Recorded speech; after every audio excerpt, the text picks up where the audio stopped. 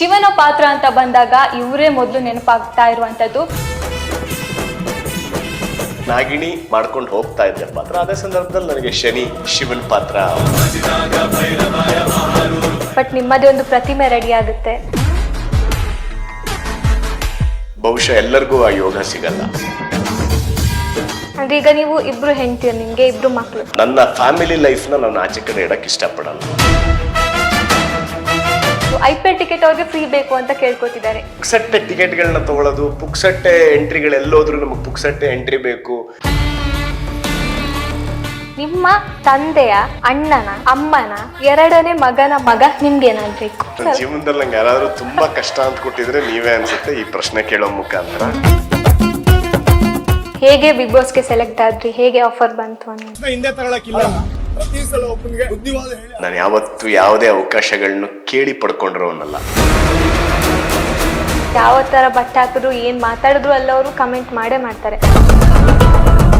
ಅವ್ರಿಗೆ ಆ ಕಮೆಂಟ್ ಮಾಡಕ್ ಮನ್ಸಾದ್ರೂ ಹೆಂಗ್ ಬರುತ್ತೋ ಅಂತವ್ರನ್ನ ಮೊದಲು ಹುಡುಕಿ ಅವ್ರಿಗೆ ಕಠಿಣ ಶಿಕ್ಷೆ ಕೊಡ್ಬೇಕು. ಸೊ ಅದ್ರ ಪರವಾಗಿ ರಮ್ಯ ಅವ್ರು ಆಗಿರ್ಬೋದು, ಸೊ ಧ್ವನಿಯಲ್ಲಿ ಎತ್ತಿದ್ದಾರೆ ವಿಜಯಲಕ್ಷ್ಮಿ ಅವರಾಗಿರ್ಬೋದು. ಸೊ ಇದ್ರ ಬಗ್ಗೆ ನೀವೇನ್ ಹೇಳ್ತೀರಿ? ನಿಮ್ಮ ತಂದೆಯವರು ಕೂಡ ರಾಜಕೀಯದ ಒಂದು ಕ್ಷೇತ್ರದಲ್ಲಿ ಇದ್ದವರು. ನಾನು ಒಂದು ಶ್ಯಾಡೋ ಪೊಲಿಟಿಷಿಯನ್ ಆಗಿ ಉಳ್ಕೊಂಡಿದ್ದೆ ಹೊರತು ಗ್ಯಾರಂಟಿ ಯೋಜನೆಗಳ ಬಗ್ಗೆ ಏನ್ ಹೇಳ್ತೀರಾ? ಅದು ಗ್ಯಾರಂಟಿನೇ ಇಲ್ದೇ ಇರೋ ಯೋಜನೆ. ತಿಳಿದಿರೋರು ಯಾರು ಕೂಡ ಈ ಯೋಜನೆಗಳನ್ನ ಒಪ್ಕೊಳ್ಳಲ್ಲ.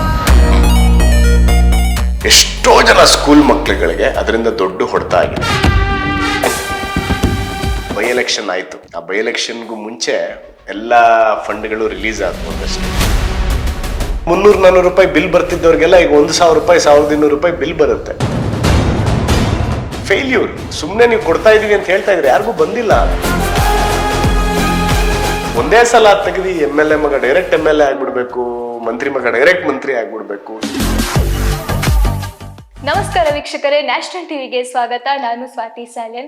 ಸೊ ಇವತ್ತು ನಮ್ಮ ಜೊತೆ ಆಕ್ಟಿಂಗ್ಗೂ ಸೈ, ರಾಜಕೀಯದಲ್ಲೂ ಸೈ, ಹಾಗೆ ಕೋಪ ಬಂದ್ರೆ 3ನೇ ಕಣ್ಣು ಬಿಡಕ್ಕೂ ಸೈ ಆಗಿರುವಂತಹ ಅರ್ಜುನ್ ರಮೇಶ್ ಅವ್ರು ನಮ್ಮ ಜೊತೆ ಇದ್ದಾರೆ. ಸೊ ಅರ್ಜುನ್ ರಮೇಶ್ ಅಂದ್ರೆ ಯಾರು ಗೊತ್ತಿಲ್ಲ ಹೇಳಿ, ಶಿವನ ಪಾತ್ರ ಅಂತ ಬಂದಾಗ ಇವರೇ ಮೊದಲು ನೆನಪಾಗ್ತಾ ಇರುವಂತದ್ದು.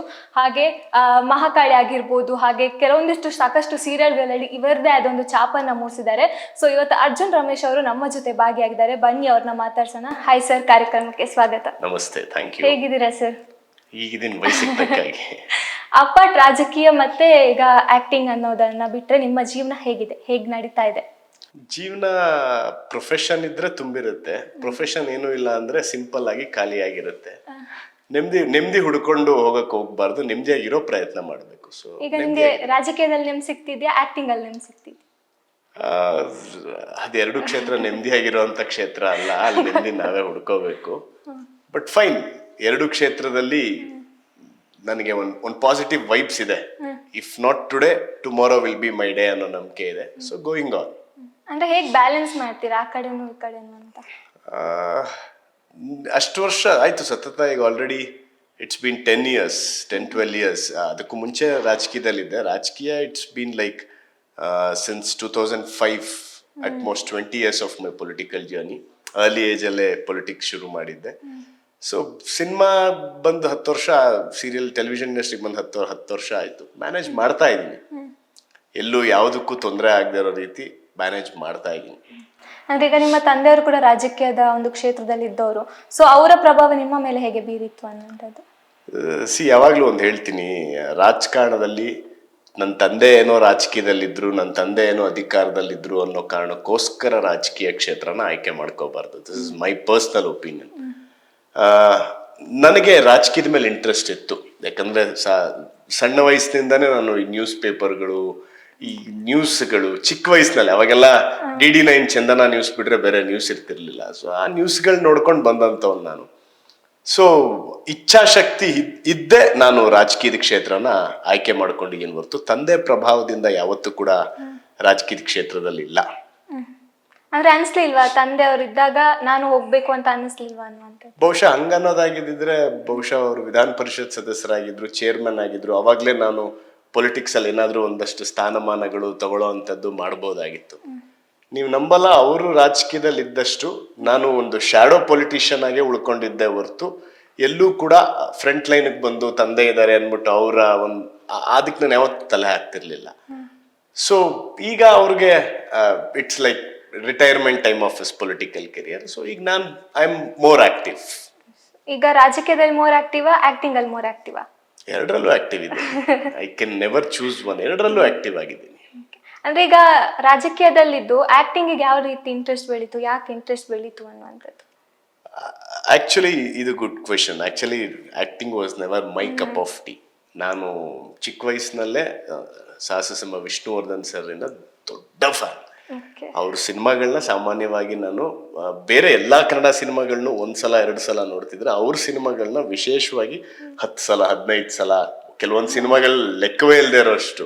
ಫಾರ್ ಎಕ್ಸಾಂಪಲ್, ನಮ್ಮ ಮೈಸೂರಿನಲ್ಲಿ ತಿಬ್ಬಾದೇವಿ ಥಿಯೇಟ್ರು ಅಂತ ಇತ್ತು, ಅದ್ರ ಬ್ಯಾಕ್ ಸೈಡೇ ನಮ್ಮ ಮನೆ ಇತ್ತು. ಸೊ ಆ ಟೈಮಲ್ಲಿ ತಂದೆ ವಿಧಾನ ಪರಿಷತ್ ಸದಸ್ಯರು, ಅವ್ರು ಜಾಸ್ತಿ ಬೆಂಗಳೂರಲ್ಲಿ ಇರೋರು. ಮನೆ ನಾನು ನಮ್ಮ ಡ್ರೈವರು ಮನೆ ನೋಡ್ಕೊಳ್ಳೋರು ಒಂದಿಬ್ರಿದ್ರು, ಅಷ್ಟು ಬಿಟ್ರೆ ಯಾರು ಇರ್ಲಿಲ್ಲ ಆ ಟೈಮ್. ಪ್ರತಿ ದಿನ ಸೆಕೆಂಡ್ ಶೋಗೆ ತಿಬ್ಬಾದೇವಿಲಿ ಹೋಗಿ ಸೂರ್ಯವಂಶ ಫಿಲಮ್ ನೋಡ್ತಿದ್ದೆ ನಾನು. ಒಂದ್ 40-50 ಸಲ ನೋಡಿರ್ಬೋದು ನಾನು ಸಿನಿಮಾ. ಸೊ ಸಿನಿಮಾ ಅವ್ರು ನೋಡ್ಕೊಂಡು ಬೆಳೆದ್ ಬಂದಂತವ್ ನಾನು. ಎಲ್ಲೂ ಈ ಕ್ಷೇತ್ರಕ್ಕೆ ಬರ್ತೀನಿ ಅಂತ ನನಗೆ ಗೊತ್ತು, ನಾನು ಯಾವತ್ತೂ ಊಹೆ ಕೂಡ ಮಾಡಿರ್ಲಿಲ್ಲ. ಬಟ್ ಲೈಫ್ ಸೂಪರ್ ಗುರು ಅನ್ನೋ ರಿಯಾಲಿಟಿ ಶೋ ನನ್ನ ಲೈಫ್ ಟರ್ನಿಂಗ್ ಪಾಯಿಂಟ್ ಆಗಿರುತ್ತೆ. ಸೊ ಅಲ್ಲಿಂದ ಇಲ್ಲಿವರೆಗೂ I have been working either television or big screen ಕೆಲಸ ಮಾಡ್ಕೊಂಡು ಬರ್ತಾ ಇದ್ದೀನಿ. ಅಂದ್ರೆ ನಿಮ್ಮ ಪ್ರಿಪರೇಷನ್ ಹೇಗಿತ್ತು ಆಕ್ಟಿಂಗ್ ಫೀಲ್ಡಿಗೆ ಹೋಗ್ಬೇಕು ಅನ್ನೋದಕ್ಕೆ? Zero. My preparation was zero. ಯಾಕಂದ್ರೆ ಆಕ್ಟ್ರೇ ಆಗ್ತೀನಿ ಅನ್ಕೊಂಡವನಲ್ಲ. ಸೊ ಬಂದ ಮೇಲೆ ಅದಕ್ಕೆ 100% ಕೊಟ್ಟಿದ್ದೀನಿ.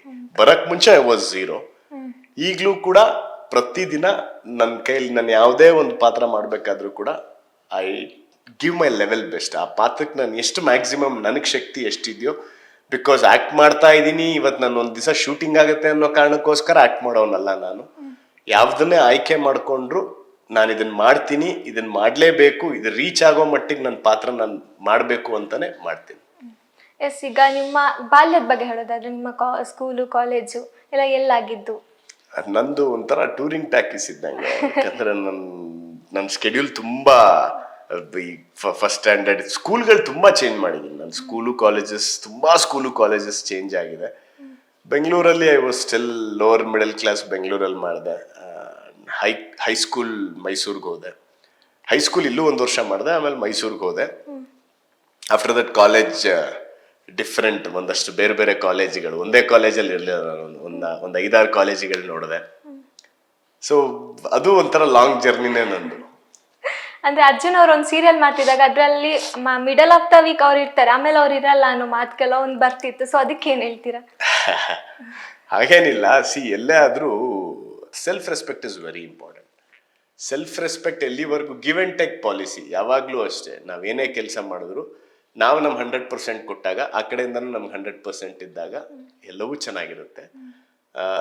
ಅದು ಬಿಟ್ರೆ ಯಾವತ್ತೂ ಕೂಡ ನಾನು ಆ ಥರ ಎಲ್ಲೋ ಅರ್ಧದಲ್ಲಿ, maybe reality shows was not my cup of tea ಅಂತ ನಾನು ಅನ್ಕೋತೀನಿ. ಅದು ಬಿಟ್ರೆ ನನ್ನ ಎಲ್ಲ ಪಾತ್ರಗಳು ನಾನು ಇಲ್ಲಿವರೆಗೂ ಟೆಲಿವಿಷನಲ್ಲಿ ನನಗೆ ಏನು ಸಿಕ್ಕಿದೆ, I have tried my best to fulfil and complete it. ಆದ್ರೆ ನಾಗಿನಿ ಸೀರಿಯಲ್ ಅಲ್ಲಿ ನೀವು ಅರ್ಧದಿಂದ ಹೋದಾಗ ಸಾಕಷ್ಟು ಜನ ಬೇಸರ ಮಾಡ್ಕೊಂಡಿದ್ರು. ಸೊ ಅದಕ್ಕೆ ನಾಗಿಣಿ ಈಗ ನಿಮಗೆ ಕೆರಿಯರ್ ಹೆಂಗಿರುತ್ತೆ ಅಂದಾಗ, ಸಾಮಾನ್ಯವಾಗಿ ಒಂದೊಂದು ಸಂದರ್ಭಗಳಲ್ಲಿ ನಿಮ್ಗೊಂದು ಒಳ್ಳೆ ಆಪರ್ಚುನಿಟಿ, ನಾಗಿಣಿ ಮಾಡ್ಕೊಂಡು ಹೋಗ್ತಾ ಇದ್ದೆ ಪಾತ್ರ. ಅದೇ ಸಂದರ್ಭದಲ್ಲಿ ನನಗೆ ಶಿವನ್ ಪಾತ್ರ ಆಫರ್ ಸಿಗುತ್ತೆ, ಆಪರ್ಚುನಿಟಿ ಸಿಗುತ್ತೆ. ಕೆರಿಯರ್ನಲ್ಲಿ ಇಂಡಸ್ಟ್ರಿ ಕಾಲಿಟ್ 1 ವರ್ಷಕ್ಕೆ ಒಂದು ಮೈಥಾಲಜಿ. ಯಾಕಂದ್ರೆ ಬಹುಶಃ after long gap mythology Shani ಬಂದಿದ್ದು. ಆಫ್ಟರ್ ಲಾಂಗ್ ಉದಯ ಟಿವಿಲಿ ಮಹಾಭಾರತ ಎಲ್ಲ ಬಂದು ಮುಗಿದು ಬಹಳ ವರ್ಷಗಳ ನಂತರ ಮೈಥಾಲಜಿ ಒಂದು ಬಿಗ್ ಬಡ್ಜೆಟ್, ಆಮೇಲೆ ಅದೊಂದು ಹೊರ ರಾಜ್ಯದಲ್ಲಿ ಸೆಟ್ ಹಾಕಿದ್ದಂತ ಒಂದು ಸೀರಿಯಲ್. ಅಲ್ಲಿ ಹೋಗಿ ಕನ್ನಡ ಸೀರಿಯಲ್ ಶೂಟಿಂಗ್ ಅನ್ನೋದೇ ಒಂದು ದೊಡ್ಡ ಟಾಸ್ಕ್ ಇತ್ತು. ಸೊ ನಂಗೆ ಅದನ್ನ ಎಕ್ಸ್ಪೀರಿಯನ್ಸ್ ಮಾಡಬೇಕು ಅಂತ ನನಗೂ ಅದೊಂದು ಆಸೆ ಇತ್ತು. ಆಪರ್ಚುನಿಟಿನ ಒಪ್ಕೊಂಡೆ. ಅಂಡ್ ಅಲ್ಟಿಮೇಟ್ಲಿ ನೀವು ಟೈಟ್ಲ್ ಕಾರ್ಡಲ್ಲಿ ಇದ್ದಾಗ ಮಧ್ಯದಲ್ಲಿ ಬಿಟ್ಟು ಹೋಗ್ಬಿಟ್ಟಾಗ ಸಮಸ್ಯೆಗಳಾಗತ್ತೆ. ನಾಗಿಣಿಯ even though I was a negative lead, ನನಗೆ ಈ ಪಾತ್ರ ಮಾಡಬೇಕು, ಶಿವನ್ ಪೌರಾಣಿಕ ಪಾತ್ರ ನಾನು ಯಾಕೆ ಟ್ರೈ ಮಾಡಬಾರ್ದು ಅನ್ನೋದು ನನಗೆ ಒಂದಿತ್ತು. ಸೊ ಅದನ್ನ ಆಯ್ಕೆ ಮಾಡ್ಕೊಂಡೆ. ಅರ್ಜುನ್ ಅವ್ರೀಗ ನೆಗೆಟಿವ್ ಪಾತ್ರ ಬಿಟ್ಟು ಪಾಸಿಟಿವ್ ಪಾತ್ರ ಯಾವಾಗ ಮಾಡ್ತಾರೆ ಅನ್ನುವಂಥದ್ದು, ಶಿವನ್ ಪಾತ್ರ ಬಿಟ್ಟು ಬೇರೆ? ಲೈಫಲ್ಲಿ ತುಂಬಾ ಪಾಸಿಟಿವ್ ಆಗಿದ್ದೀನಿ. ಸೊ ಆನ್ ಸ್ಕ್ರೀನ್ ಟೆಲಿವಿಷನಲ್ಲಿ ಜಾಸ್ತಿ ನನಗೆ ಬಹುಶಃ ಜಾಸ್ತಿ ಏನಿಲ್ಲ, ಓಕೆ ನೆಗೆಟಿವ್ ಜಾಸ್ತಿ ಯಾವುದೇ ಪಾತ್ರಗಳು ಬಂದರೂ ಮಾಡ್ಬೇಕು. ಯಾಕಂದ್ರೆ ಈಗ ಅಗ್ನಿಸಾಕ್ಷಿಲ್ ನಾನು ಶೌರ್ಯ ಅನ್ನೋ ಪಾತ್ರ ಮಾಡಿದ್ದೆ, ಮೇನ್ ಲೀಡ್. ಆ ಸೀರಿಯಲಿನ ಮೇನ್ ಲೀಡ್ ಬಿಟ್ಟು ಹೋಗಿದ್ರು. ಆ ಸಂದರ್ಭದಲ್ಲಿ ನನ್ನನ್ನ ಒಂದು ಫೇಸ್ ಆಗಿ ತಗೊಂಬಂದು ಚಾನೆಲ್ ಒಂದು ಹೊಸ ಪಾತ್ರ ಸೃಷ್ಟಿ ಮಾಡಿ ನನ್ನನ್ನು ಪ್ಲೇ ಮಾಡಿಸಿದ್ರು. I think have done my best there also. So positive or negative I am fine. ನಾನು ಒಳ್ಳೆ ಕಲಾವಿದ ಅನ್ನಿಸ್ಕೋಬೇಕು ಅಂತ ಆಸೆ ಇಟ್ಕೊಂಡ್ರು ಹೊರತು ನಾನು ದೊಡ್ಡ ಸ್ಟಾರ್ ಆಗಬೇಕು ಅಂತಾನೆ ಇಂಡಸ್ಟ್ರಿಗೆ ಬಂದಿರೋನಲ್ಲ, ಒಬ್ಬ ಒಳ್ಳೆ ನಟ ಅನ್ನಿಸ್ಕೋಬೇಕು. ಸೊ ಐ ಮೀನ್ ಆ ಪ್ರಯತ್ನದಲ್ಲಿ ಇದ್ದೀನಿ. ಅಂದ್ರೆ ಹೆಚ್ಚೆಚ್ಚಾಗಿ ನಿಮ್ಗೆ ಬಂದಿರೋದು ನೆಗೆಟಿವ್ ಪಾರ್ಟ್ಗಳೇ. ಸೊ ಅದನ್ನ ಮಾಡಕ್ಕೆ ನೀವು ಅಂದ್ರೆ ಪ್ರಿಪ್ರೇಷನ್ ಹೇಗೆ ಮಾಡ್ಕೊಂಡಿದ್ರಿ? ಈಗ ರಾಜಕೀಯ ಬಿಟ್ಟು ಈಗ ಈ ತರ ಒಂದು ಪಾತ್ರ ಸಿಕ್ಕಾಗ ಸೊ ನಿಮ್ಮ ಫಸ್ಟ್ ರಿಯಾಕ್ಷನ್ ಆಗಿರ್ಬೋದು, ನಿಮ್ಮ ಪ್ರಿಪ್ರೇಷನ್ ಆಗಿರ್ಬೋದು, ಯಾವ ರೀತಿ? ನಾನು ಯಾವಾಗಲೂ ಅದೇ ನಿಮ್ಗೆ ಆಗ್ಲೇ ಹೇಳ್ದಂಗೆ ಪ್ರಿಪ್ರೇಷನ್ಸ್ ಸಮ್ಟೈಮ್ಸ್ ಫೇಲ್ಯೂರ್ ಆಗ್ಬಿಡುತ್ತೆ. ಯಾಕಂದ್ರೆ ನೀವೇನೋ ಅನ್ಕೊಂಡು ಹೋಗಿರ್ತೀರಾ, ಅಲ್ಲಿ ನಿರ್ದೇಶಕರಿಗೆ ಅವ್ರಿಗೆ ಬೇರೆ ಏನೋ ಬೇಕಾಗಿರುತ್ತೆ. So I am A directors artist. ನಿರ್ದೇಶಕರು ಏನು ನನಗೆ ಎಷ್ಟು ಜವಾಬ್ದಾರಿ ಕೊಡ್ತಾರೋ ಅಷ್ಟನ್ನ ನಾನು ಮಾಡೋ ಪ್ರಯತ್ನ ಮಾಡ್ತೀನಿ. ಅದನ್ನು ಮೀರಿ ಅವ್ರು ನನಗೊಂದು ಒಂದು ಅವಕಾಶ, ಒಂದು ಸ್ಪೇಸ್ ಕೊಟ್ಟು ನಿಮ್ದೇ ಆದಂಥ ಶೈಲಿಯಲ್ಲಿ ನೀವು ಮಾಡಿ ಅಂದಾಗ ಅವಾಗ ಒಂದಷ್ಟು ಪ್ರಯತ್ನಗಳಿಗೆ ನಾನು ಟ್ರೈ ಮಾಡ್ತೀನಿ. For example gentleman cinema, Jadesh sir ನನಗೊಂದು ಫುಲ್ ಸ್ಪೇಸ್ ಕೊಟ್ಟರು. ಯಾಕಂದ್ರೆ ಆ ಸಿನಿಮಾಗೆ ದೊಡ್ಡ ಸ್ಟಾರ್ ಕ್ಯಾಸ್ಟ್ ಆಗಿತ್ತು. ನನಗೆ ಮೊದಲನೇ ಸಿನಿಮಾ ಅಂತ ದೊಡ್ಡ ಬ್ಯಾನರ್ ಅಲ್ಲಿ ಮೊದಲನೇ ಸಿನಿಮಾದಲ್ಲೇ ಒಂದು full fledge main villain, it was not a easy thing to carry. ಅವಾಗ ಬಂದಲ್ಲಿರೋರು ಒಂದಷ್ಟು ನಿರ್ಮಾಪಕರು ಎಲ್ಲ ಬಂದು ಈ ಪಾತ್ರಕ್ಕೆ ನಾನು ಯಾರ್ಯಾರನ್ನ ಆಯ್ಕೆ ಮಾಡ್ಕೊಂಡಿದ್ದೆ ಗೊತ್ತಾ ಅನ್ನೋರು. ಸೊ ನಾನು ಇನ್ನ ಫಸ್ಟ್ ಶಾಟು ಆಗಿರ್ಲಿಲ್ಲ, ಆ ಪ್ರೆಷರ್ ಅಲ್ಲಿ ಇದ್ದೆ ನಾನು. But director sir was very confidence, ನೀವು ಮಾಡ್ತೀರಾ ಮಾಡಿ. ಸೊ ಜಡೇಶ್ ಸರ್ ಅಂತ ಒಬ್ಬ ಒಳ್ಳೆ ನಿರ್ದೇಶಕನ ಹತ್ರ ಅಂತ ಒಂದು ಒಳ್ಳೆ ಸಿನಿಮಾ, ಐ ಥಿಂಕ್ ನನ್ನ ಜವಾಬ್ದಾರಿ ನಾನು ಅಚ್ಚುಕಟ್ಟಾಗಿ ನಂಗೆ ಏನು ಸ್ಪೇಸ್ ಕೊಟ್ಟಿದ್ರು ಅದನ್ನ ಯುಟಿಲೈಸ್ ಮಾಡ್ಕೊಂಡು ಮಾಡಿದ್ದೀನಿ ಅನ್ನೋ ನಂಗೆ ತೃಪ್ತಿ ಇದೆ. ಹೇಗಿತ್ತು ಆ ಜರ್ನಿ ಜೆಂಟಲ್ಮ್ಯಾನ್ ಸಿನಿಮಾದು? It was nice. ಬಟ್ ಏನಂದ್ರೆ ಅನ್ಫಾರ್ಚುನೇಟ್ಲಿ ಲಕ್ ಮ್ಯಾಟರ್ಸ್. ಕೆಲವೊಂದು ಸಂದರ್ಭದಲ್ಲಿ ನೀವೇನು ಮಾಡಿರಲ್ಲ, ಯಾವುದೋ ಒಂದು ಶೋಗಳಲ್ಲಿ ನೀವು ಒಂದೊಂದು ಸಂದರ್ಭದಲ್ಲಿ ನಿಮ್ಗೆ ಅದನ್ನೆಲ್ಲೋ ಕರ್ಕೊಂಡು ಹೊರಟೋಗುತ್ತೆ. ಆಕ್ಟಿಂಗ್ ಅಂತ ಬಂದಾಗ ನಿಮ್ಮನ್ನ ನೀವು ಎಷ್ಟೋ ಸಂದರ್ಭದಲ್ಲಿ ಪ್ರೂವ್ ಮಾಡ್ಕೊಳ್ಳದೆ ಹೋಗಿದ್ರು ಕೂಡ ಕೆಲವೊಂದು ಯಾವುದೋ ಒಂದು ವೇದಿಕೆ ನಿಮ್ಗೆ ಅದೃಷ್ಟ ಇತ್ತು ನಿಮ್ಮ ಹಣೆ ಬರದಲ್ಲಿ ಅಂದಾಗ ಆ ಅದೃಷ್ಟ ನಿಮ್ಮನ್ನ ಎಲ್ಲಿವರೆಗೂ ಬೇಕಿದ್ರು ಜನಗಳು ನಿಮ್ ಕೈ ಹಿಡಿತಾರೆ. ಅದೃಷ್ಟ ಕೈ ಹಿಡಿದ್ರೆ ಎಲ್ಲನೂ ಕೈ ಹಿಡಿಯುತ್ತೆ. ಅದೃಷ್ಟದ ವಿಚಾರದಲ್ಲಿ ನನ್ಗಿನ್ನ ಸ್ವಲ್ಪ ಹಿಂದೆ ಇದ್ದೀನಿ ಅನ್ಕೊಂಡಿದೀನಿ. ಬಟ್ ನಾನು ಜಾಸ್ತಿ ಅದೃಷ್ಟದ ಮೇಲೆ ನಂಬಿಕೆ ಇಟ್ರೋನಲ್ಲ, ನಾನು ಕೆಲ್ಸದ ಮೇಲೆ ನಂಬಿಕೆ ಇಟ್ರೋನು. ಇವತ್ತಲ್ಲ ನಾಳೆ ನನ್ನ ದಿನ ಬರುತ್ತೆ ಅನ್ನೋ ಕಾನ್ಫಿಡೆನ್ಸ್ ಇದೆ. ಗೋಯಿಂಗ್. ಈಗ ನಿಮ್ಮ ಈ ಜರ್ನಿಗೆ ನಿಮ್ಮ ಹೆಂಡತಿ ಮಕ್ಕಳಿನ ಸಪೋರ್ಟ್ ಎಷ್ಟಿದೆ? ಆಲ್ವೇಸ್ ಫ್ಯಾಮಿಲಿ ಸಪೋರ್ಟ್ಸಿ. ನಿಮ್ಗೆ ಹೇಳ್ತೀನಿ, ಮನುಷ್ಯ ಮನೆ ಒಳಗಡೆ ನೆಮ್ಮದಿ ಇದ್ದಾಗ ಮಾತ್ರ ಅವನು ಹೊರಗಡೆ ಬಹಳ ಅಚ್ಚುಕಟ್ಟಾಗಿ ಕೆಲಸ ಮಾಡ್ಬೋದು. ಯಾವ ಮನುಷ್ಯ ತಲೆ ಒಳಗಡೆ 100 ಆಲೋಚನೆಗಳಿರುತ್ತೋ ಅವನು ಯಾವ ಕೆಲಸದಲ್ಲೂ 100% ಕೊಡೋಕ್ಕಾಗಲ್ಲ. ಆ ವಿಚಾರದಲ್ಲಿ ಗಾಡ್ಸ್ ಗ್ರೇಸ್ ನನ್ನ ಮನೆಯಿಂದ ನಂಗೆ ಯಾವಾಗಲೂ ನೆಮ್ಮದಿ ಇದೆ. So I am fine in that matter. ಎಲ್ಲರ ಸಪೋರ್ಟ್ ನಂಗೆ ಚೆನ್ನಾಗಿದೆ. ಅಂದ್ರೆ ಈಗ ನೀವು ಇಬ್ರು ಹೆಂಡ್ತೀರು, ನಿಮ್ಗೆ ಇಬ್ರು ಮಕ್ಕಳು. ಸೊ ಇಬ್ರು ಹೆಂಡ್ತೀರು ಅಂತ ಬಂದಾಗ ಪರ್ಸನಲಿ ನನ್ನ ಕ್ವಶನ್ ಇದು, ಈಗ ಯಾವುದೇ ಒಬ್ಬ ಹುಡುಗಿ ಒಂದು ಅವ್ರಿಗೆ ಗಂಡ ಆಗಿರ್ಬೋದು, ಅವ್ರ ಹುಡುಗನಾಗಿರ್ಬೋದು, ಇನ್ನೊಬ್ರಿಗೆ ಬಿಟ್ಕೊಡೋದಾಗಿರ್ಬೋದು, ಈ ತರ ಮಾಡಲ್ಲ ಯಥೇಚ್ಛವಾಗಿ. ಅಂದ್ರೆ ನನ್ನ ಪರ್ಸನಲ್ ಆಗಿ ನಾನು ಕೇಳ್ತಿರೋದು. ಸೊ ನಿಮ್ಮ ಲೈಫಲ್ಲಿ ಇದು ಹೇಗೆ ಅನ್ವಯ ಆಯ್ತು? ಯಾವ ರೀತಿ ಹೋಗ್ತಿದೆ ಜೀವನ? C, life is unpredictable. ಯಾವಾಗ್ಲೂ ನೀವು ನಿಮ್ಮ ಲೈಫ್ ನಾವ್ ಹಿಂಗೆ ಇರುತ್ತೆ ಅನ್ಕೊಂಡ್ರೆ ಅದು ಕಷ್ಟ. ನಿಮ್ಗೊಂದು ಉದಾಹರಣೆ ಹೇಳ್ತೀನಿ. ಸಪೋಸ್ ಈಗ ಎಲ್ಲರದ್ದು ಪ್ರಶ್ನೆ ಬಿಗ್ ಬಾಸ್ ಅಲ್ಲಿ ನಾನು ಹೇಳ್ಕೊಂಡೆ, ಸೊ ಹಾಗಾಗಿ ಗೊತ್ತಾಯ್ತು. ಗೊತ್ತಿಲ್ಲ ನಾನು ಮ್ಯಾನೇಜ್ ಮಾಡಿದ್ರೆ ಯಾರು ನನ್ನ ಕೇಳೋಕ್ಕೂ ಸಾಧ್ಯ ಆಗ್ತಿರ್ಲಿಲ್ಲ. But I wanted to give a clarity, not to audience or viewers.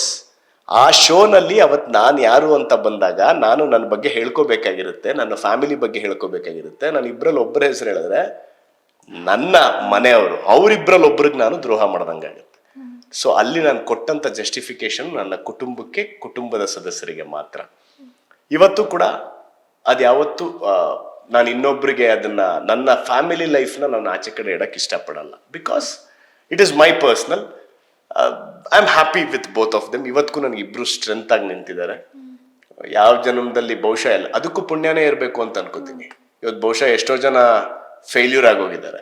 ಆ ವಿಚಾರದಲ್ಲಿ ಎಲ್ಲೋ ಒಂದ್ ಕಡೆ ನಂಗೆ ಶಿವನ ಆಶೀರ್ವಾದ ಇರೋದಕ್ಕೆ, ಅವನ ಆಶೀರ್ವಾದ ಇದ್ದಿದ್ದಕ್ಕೆ ಅಚ್ಚುಕಟ್ಟಾಗಿ ಸಂಸಾರ ನಡ್ಕೊಂಡು ಹೋಗ್ತಿದೆ, ಯಾವುದೇ ನ್ಯೂನ್ಯತೆಗಳಿಲ್ಲದೆ. Because it's not 1 year or 2 years of my married life. It's been one is 12 years, one is 10 years. So it's a long journey. ಹಾಗಾಗಿ I am happy with my personal life. But ಯಾವತ್ತು ನನ್ನ personal ಲೈಫ್ನ ನಾನು ಸೊಸೈಟಿಗೆ ಉದಾಹರಣೆಯಾಗಿ ಇಡಕ್ಕೆ ಹೋಗಲ್ಲ, ಅದು ತಪ್ಪಾಗುತ್ತೆ. ಯಾರೇ ಆಗಿದ್ರು ಅವ್ರ ಪರ್ಸನಲ್ ಲೈಫ್ಗಳನ್ನ ಸೊಸೈಟಿಗೆ ಉದಾಹರಣೆ ಆಗಿಡಕ್ಕೆ ಹೋಗ್ಬಾರ್ದು. ಕೆಲವೊಂದು ಸಂದರ್ಭದಲ್ಲಿ ಶ್ರೀರಾಮಚಂದ್ರನಾಗಿ ಇರ್ತೀವಿ ಅಂತ ತೋರಿಸ್ಕೊಂಡ್ರು ಕೂಡ ಒಳಗಡೆ ತುಂಬಾ ಉಳುಕುಗಳಿರುತ್ತೆ. So personal life is not advisable in public life. But public ಲೈಫಲ್ಲಿ ನೀನು ಎಷ್ಟು ಕ್ಲೀನಾಗಿ ಬದುಕ್ತಿದ್ಯಾ ಅನ್ನೋದು ಇಂಪಾರ್ಟೆಂಟ್ ಆಗುತ್ತೆ. ಆಮೇಲೆ ನಿನ್ನ ಪರ್ಸನಲ್ ಲೈಫಲ್ಲಿ ಇರ್ತಕ್ಕಂಥ ಪರ್ಸನಲ್ ವ್ಯಕ್ತಿಗಳು ಅವರು ಯಾವತ್ತೂ ನಿನ್ನ ಬಗ್ಗೆ ಕೆಟ್ಟದಾಗಿ ಮಾತಾಡದೇ ಇರೋ ರೀತಿ ನಿನ್ನ ಪರ್ಸನಲ್ ಲೈಫ್ನ ಇಟ್ಕೋಬೇಕು ಅನ್ನೋದು ನನ್ನ ಲೈಫಿನ ಡಿಸಿಪ್ಲಿನರಿ ಥಿಂಗ್. ಈಗ ನಿಮ್ಮ ಲೈಫಲ್ಲಿ ಶಿವನ ಒಂದು ಸಹಾಯ ಎಷ್ಟಿತ್ತು ಅನ್ನುವಂಥದ್ದು? ಬಹುಶಃ ಶಿವನಿಂದನೇ ನಾನು ಅಂತ ಅನ್ಕೊಂಡಿದ್ದೀನಿ. ಯಾಕಂದ್ರೆ ಎಲ್ಲ ಆರ್ಟಿಸ್ಟ್ಗೂ ಈಗ ಫಾರ್ ಎಕ್ಸಾಂಪಲ್ ಒಬ್ಬ ವ್ಯಕ್ತಿಗೆ ಎಷ್ಟು ಸಿನಿಮಾಗಳು ಬೇಕಿದ್ರು ಸಿಗ್ಬೋದು, ಎಷ್ಟು ಸೀರಿಯಲ್ಗಳು ಬೇಕಿದ್ರು ಸಿಗ್ಬೋದು, ಎಷ್ಟು ದೊಡ್ಡ ಮಟ್ಟದ ಒಂದು ಪಬ್ಲಿಸಿಟಿ ಬೇಕಿದ್ರು ಸಿಗ್ಬೋದು.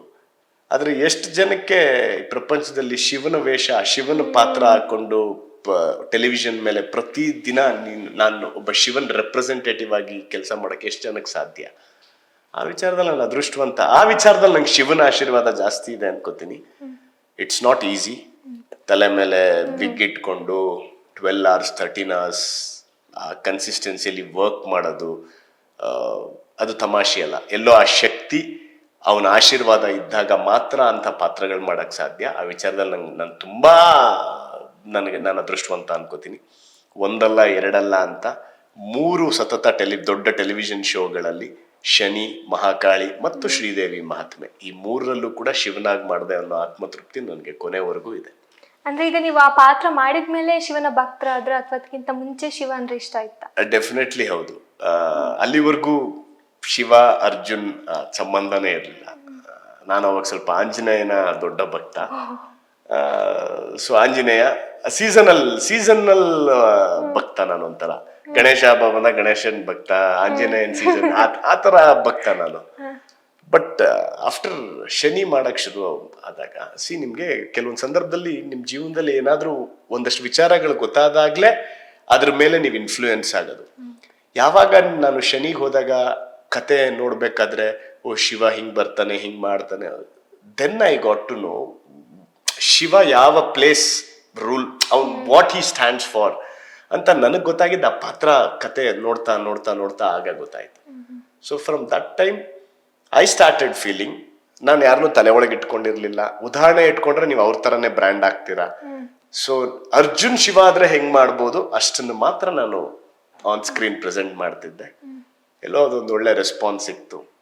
ಅದರಿಂದ ನನ್ನ ರಾಜಕೀಯದ ಮೊದಲನೇ ಚುನಾವಣೆ ಕೂಡ ನಾನು ದೊಡ್ಡ ಮಟ್ಟದ ನನಗೊಂದು ಗೆಲುವು ಸಿಕ್ತು. So I am happy with that. ಆ ಗೆಲುವನ್ನು ಹೇಗೆ ಸಂಭ್ರಮಿಸಿದ್ರಿ? ನಿಮ್ಗೆ ಗೊತ್ತಿಲ್ವಾ, ಗೆಲುವು ಸಂಭ್ರಮಿಸಕ್ಕೂ ನಾನು ಇರಲಿಲ್ಲ. ಚುನಾವಣೆ ಎಲೆಕ್ಷನ್ 4 ದಿವಸ ರಜಾ ತಗೊಂಡು ಪ್ರೊಡಕ್ಷನ್ ಹೌಸ್ ಇಂದ ಅಲ್ಲಿಂದ ರಜಾ ಹಾಕೊಂಡು ಗುಜರಾತ್ ಇಂದ ಇಲ್ಲಿಗೆ ಬಂದೆ, ಗೆದ್ದ ನೆಕ್ಸ್ಟ್ ಡೇಗೆ ನಾನು ವಾಪಸ್ ಶೂಟಿಂಗ್ ಅಲ್ಲಿ ಹೋಗಿದ್ದೆ.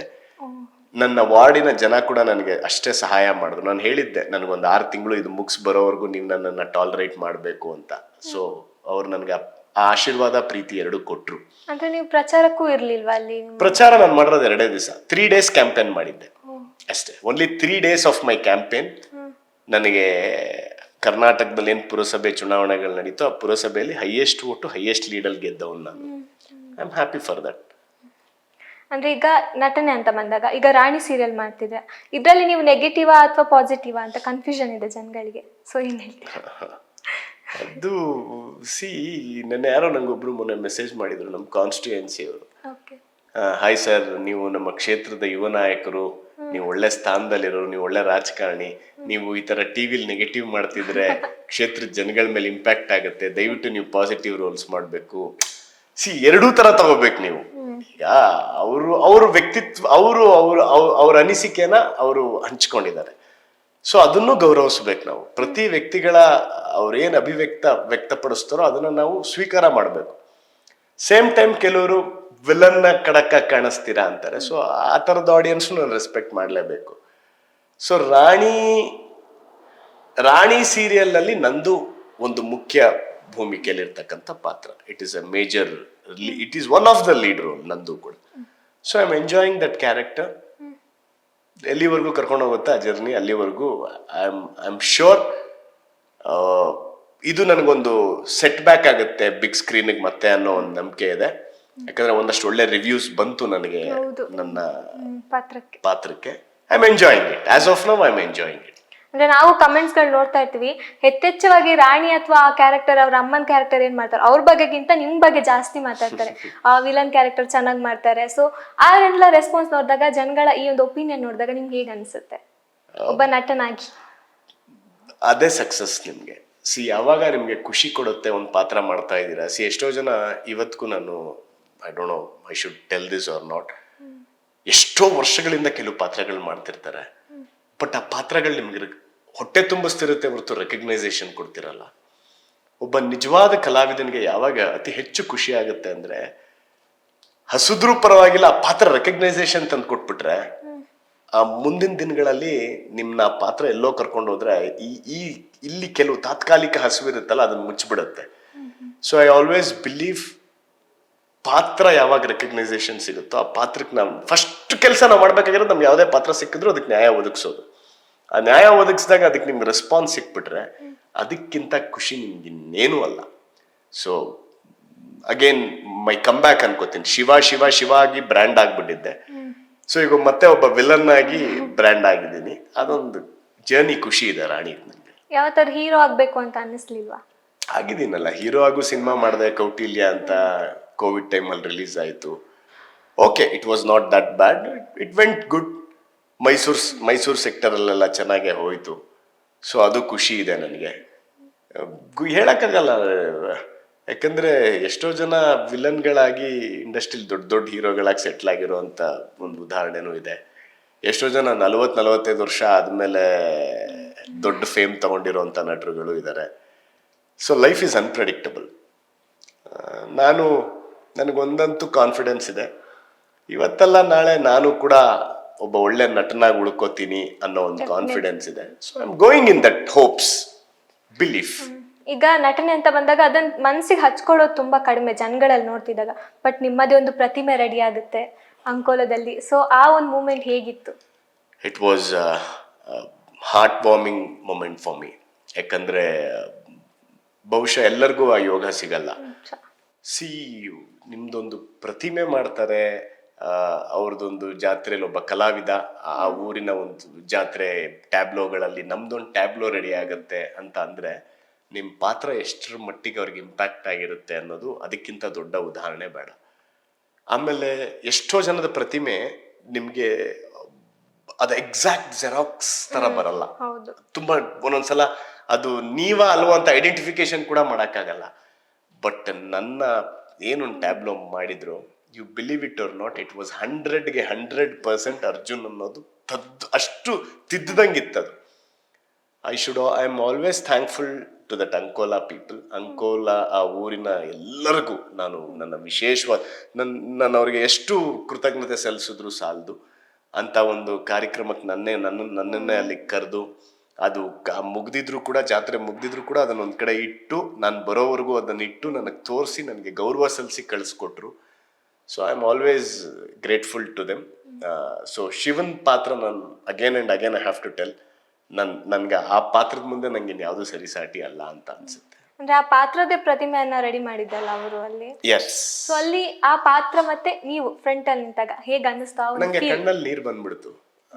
ಕಾರು ಇಳಿತಿದ್ದಂಗೆ ಅಲ್ಲಿ ಹೋಗಿ ಅದ್ರ ಮುಂದೆ ನಿಂತ್ಕೊಂಡ ತಕ್ಷಣ I was in to tears. ನನ್ನ ಜೊತೆಲಿರೋ ಹುಡುಗರುಗಳು ಹತ್ರು, ಅದನ್ನ ನೋಡ್ಬಿಟ್ಟು ಕಣ್ಣಲ್ಲಿ ನೀರು ಬಂದ್ಬಿಡುತ್ತೆ ಅವ್ರಿಗೆ. Because not easy. ನಿಮ್ ಕಣ್ಣೆದುರುಗಡೆ ನಿಮ್ಗೊಬ್ರು ಅಷ್ಟ್ರ ಮಟ್ಟಿಗೆ ಗೌರವ ಸಲ್ಲಿಸ್ತಿದ್ದಾರೆ ನಿಮ್ ಪಾತ್ರಕ್ಕೆ, ಮಾಡ್ತಿರೋ ಪಾತ್ರಕ್ಕೆ ಅಂದಾಗ ಅದು ನಂಗೆ ತುಂಬಾ ಖುಷಿ ಕೊಡ್ತು. ನನ್ನ ಜೀವನದಲ್ಲಿ ನನಗೆ 2 ಬೆಸ್ಟ್ ಇನ್ಸಿಡೆಂಟ್ಸ್ ಇದೆ.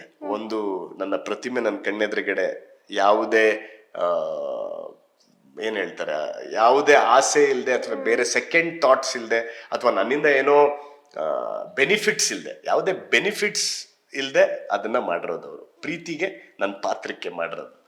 ಅದು ಬಿಟ್ರೆ ಇನ್ನೊಂದು, ನನ್ನ ಕ್ಷೇತ್ರ ವರ್ಣಾ ಕ್ಷೇತ್ರದಲ್ಲಿ ಒಂದು ಸರ್ಕಾರಿ ಶಾಲೆಯಲ್ಲಿ ನಾನು ಸುಮ್ಮನೆ ಹಿಂಗೆ ಯಾವುದೋ ಕಾರ್ಯಕ್ರಮಕ್ಕೆ ಗೆಸ್ಟ್ ಆಗೋದಾಗ ಅಲ್ಲಿ ಹೆಣ್ಮಕ್ಳು ಟಾಯ್ಲೆಟ್ ಇರಲ್ಲ, ಅಲ್ಲೆಲ್ಲ ಬಹಿರದೆ ಒಂಥರ ಯಾವುದೋ ಮುರಿದೋಗಿರೋ ಪಾಳು ಇದರಲ್ಲಿ ಒಂದು 10 ಜನ ಕವರ್ ಆಗಿ ಹೋಗುವಂಥ ಪರಿಸ್ಥಿತಿ ಬಂದಿರುತ್ತೆ ಗೌರ್ಮೆಂಟ್ ಸ್ಕೂಲಲ್ಲಿ. ಸೊ ಅಲ್ಲಿ ಇಬ್ಬರು ಹೆಣ್ಮಕ್ಳು ನನಗೆ ಕ್ವಶನ್ ಕೇಳ್ತಾರೆ, ಹಾಯ್ ಸರ್ ನಮಸ್ತೆ, ನೀವು ಕೂಡ ಬೇರೆಯವ್ರ ಥರ ಬಂದು ನೋಡ್ಕೊಂಡು ಹೋಗ್ತೀರಾ ಅಥವಾ ನಮಗೆ ಬಾತ್ರೂಮ್ ಕಟ್ಸ್ಕೊಡ್ತೀರಾ ಅಂತ. ಸೊ ಅಲ್ಲೇ ಸ್ಪಾಟಲ್ಲಿ ಅವತ್ತು ನಾನು ನನ್ನ ರಾಜು ಅಂತ ಒಬ್ಬ ನನ್ನ ಜೊತೆ ನನ್ನ ವಾರ್ಡ್ ನೋಡ್ಕೋತಿದ್ದಂಥವ್ನು, ಅವನ್ನ ಕರೆಸಿ ಅಲ್ಲೇ ಗುದ್ಲಿ ಪೂಜೆ ಮಾಡಿಸಿ 15 ದಿನದಲ್ಲಿ 2 ಬಾತ್ರೂಮ್ ಕಟ್ಸ್ಕೊಡ್ತೀನಿ. ಅದು ನನ್ನ ಕಾನ್ಸ್ಟಿಟ್ಯೂನ್ಸಿ ಅಲ್ಲ, ಅಲ್ಲಿರೋರು ನನ್ನ ಮತದಾರರಲ್ಲ, ಏನೂ ಅಲ್ಲ, ಆದರೆ ಮಾನವೀಯತೆ ದೃಷ್ಟಿ.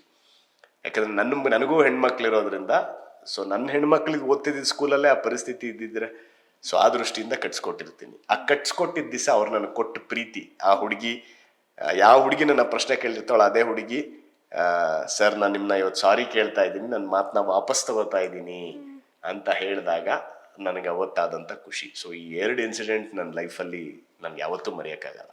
ಆಕ್ಚುಲಿ ನಿಮ್ಮ ಕಣ್ಣಿಗೆ ಆ ಶಾಲೆ ಒಂದು ಬಿದ್ದಿರ್ಬೋದು, ಬಟ್ ಸಾಕಷ್ಟು ಆ ಥರ ಶಾಲೆಗಳಿದೆ, ಇನ್ನೂ ಕೂಡ ಡೆವಲಪ್ಮೆಂಟ್ ಆಗಿಲ್ಲ, ಮಳೆ ಬಂದಾಗ ಅವ್ರಿಗೆ ಆ ಥರ.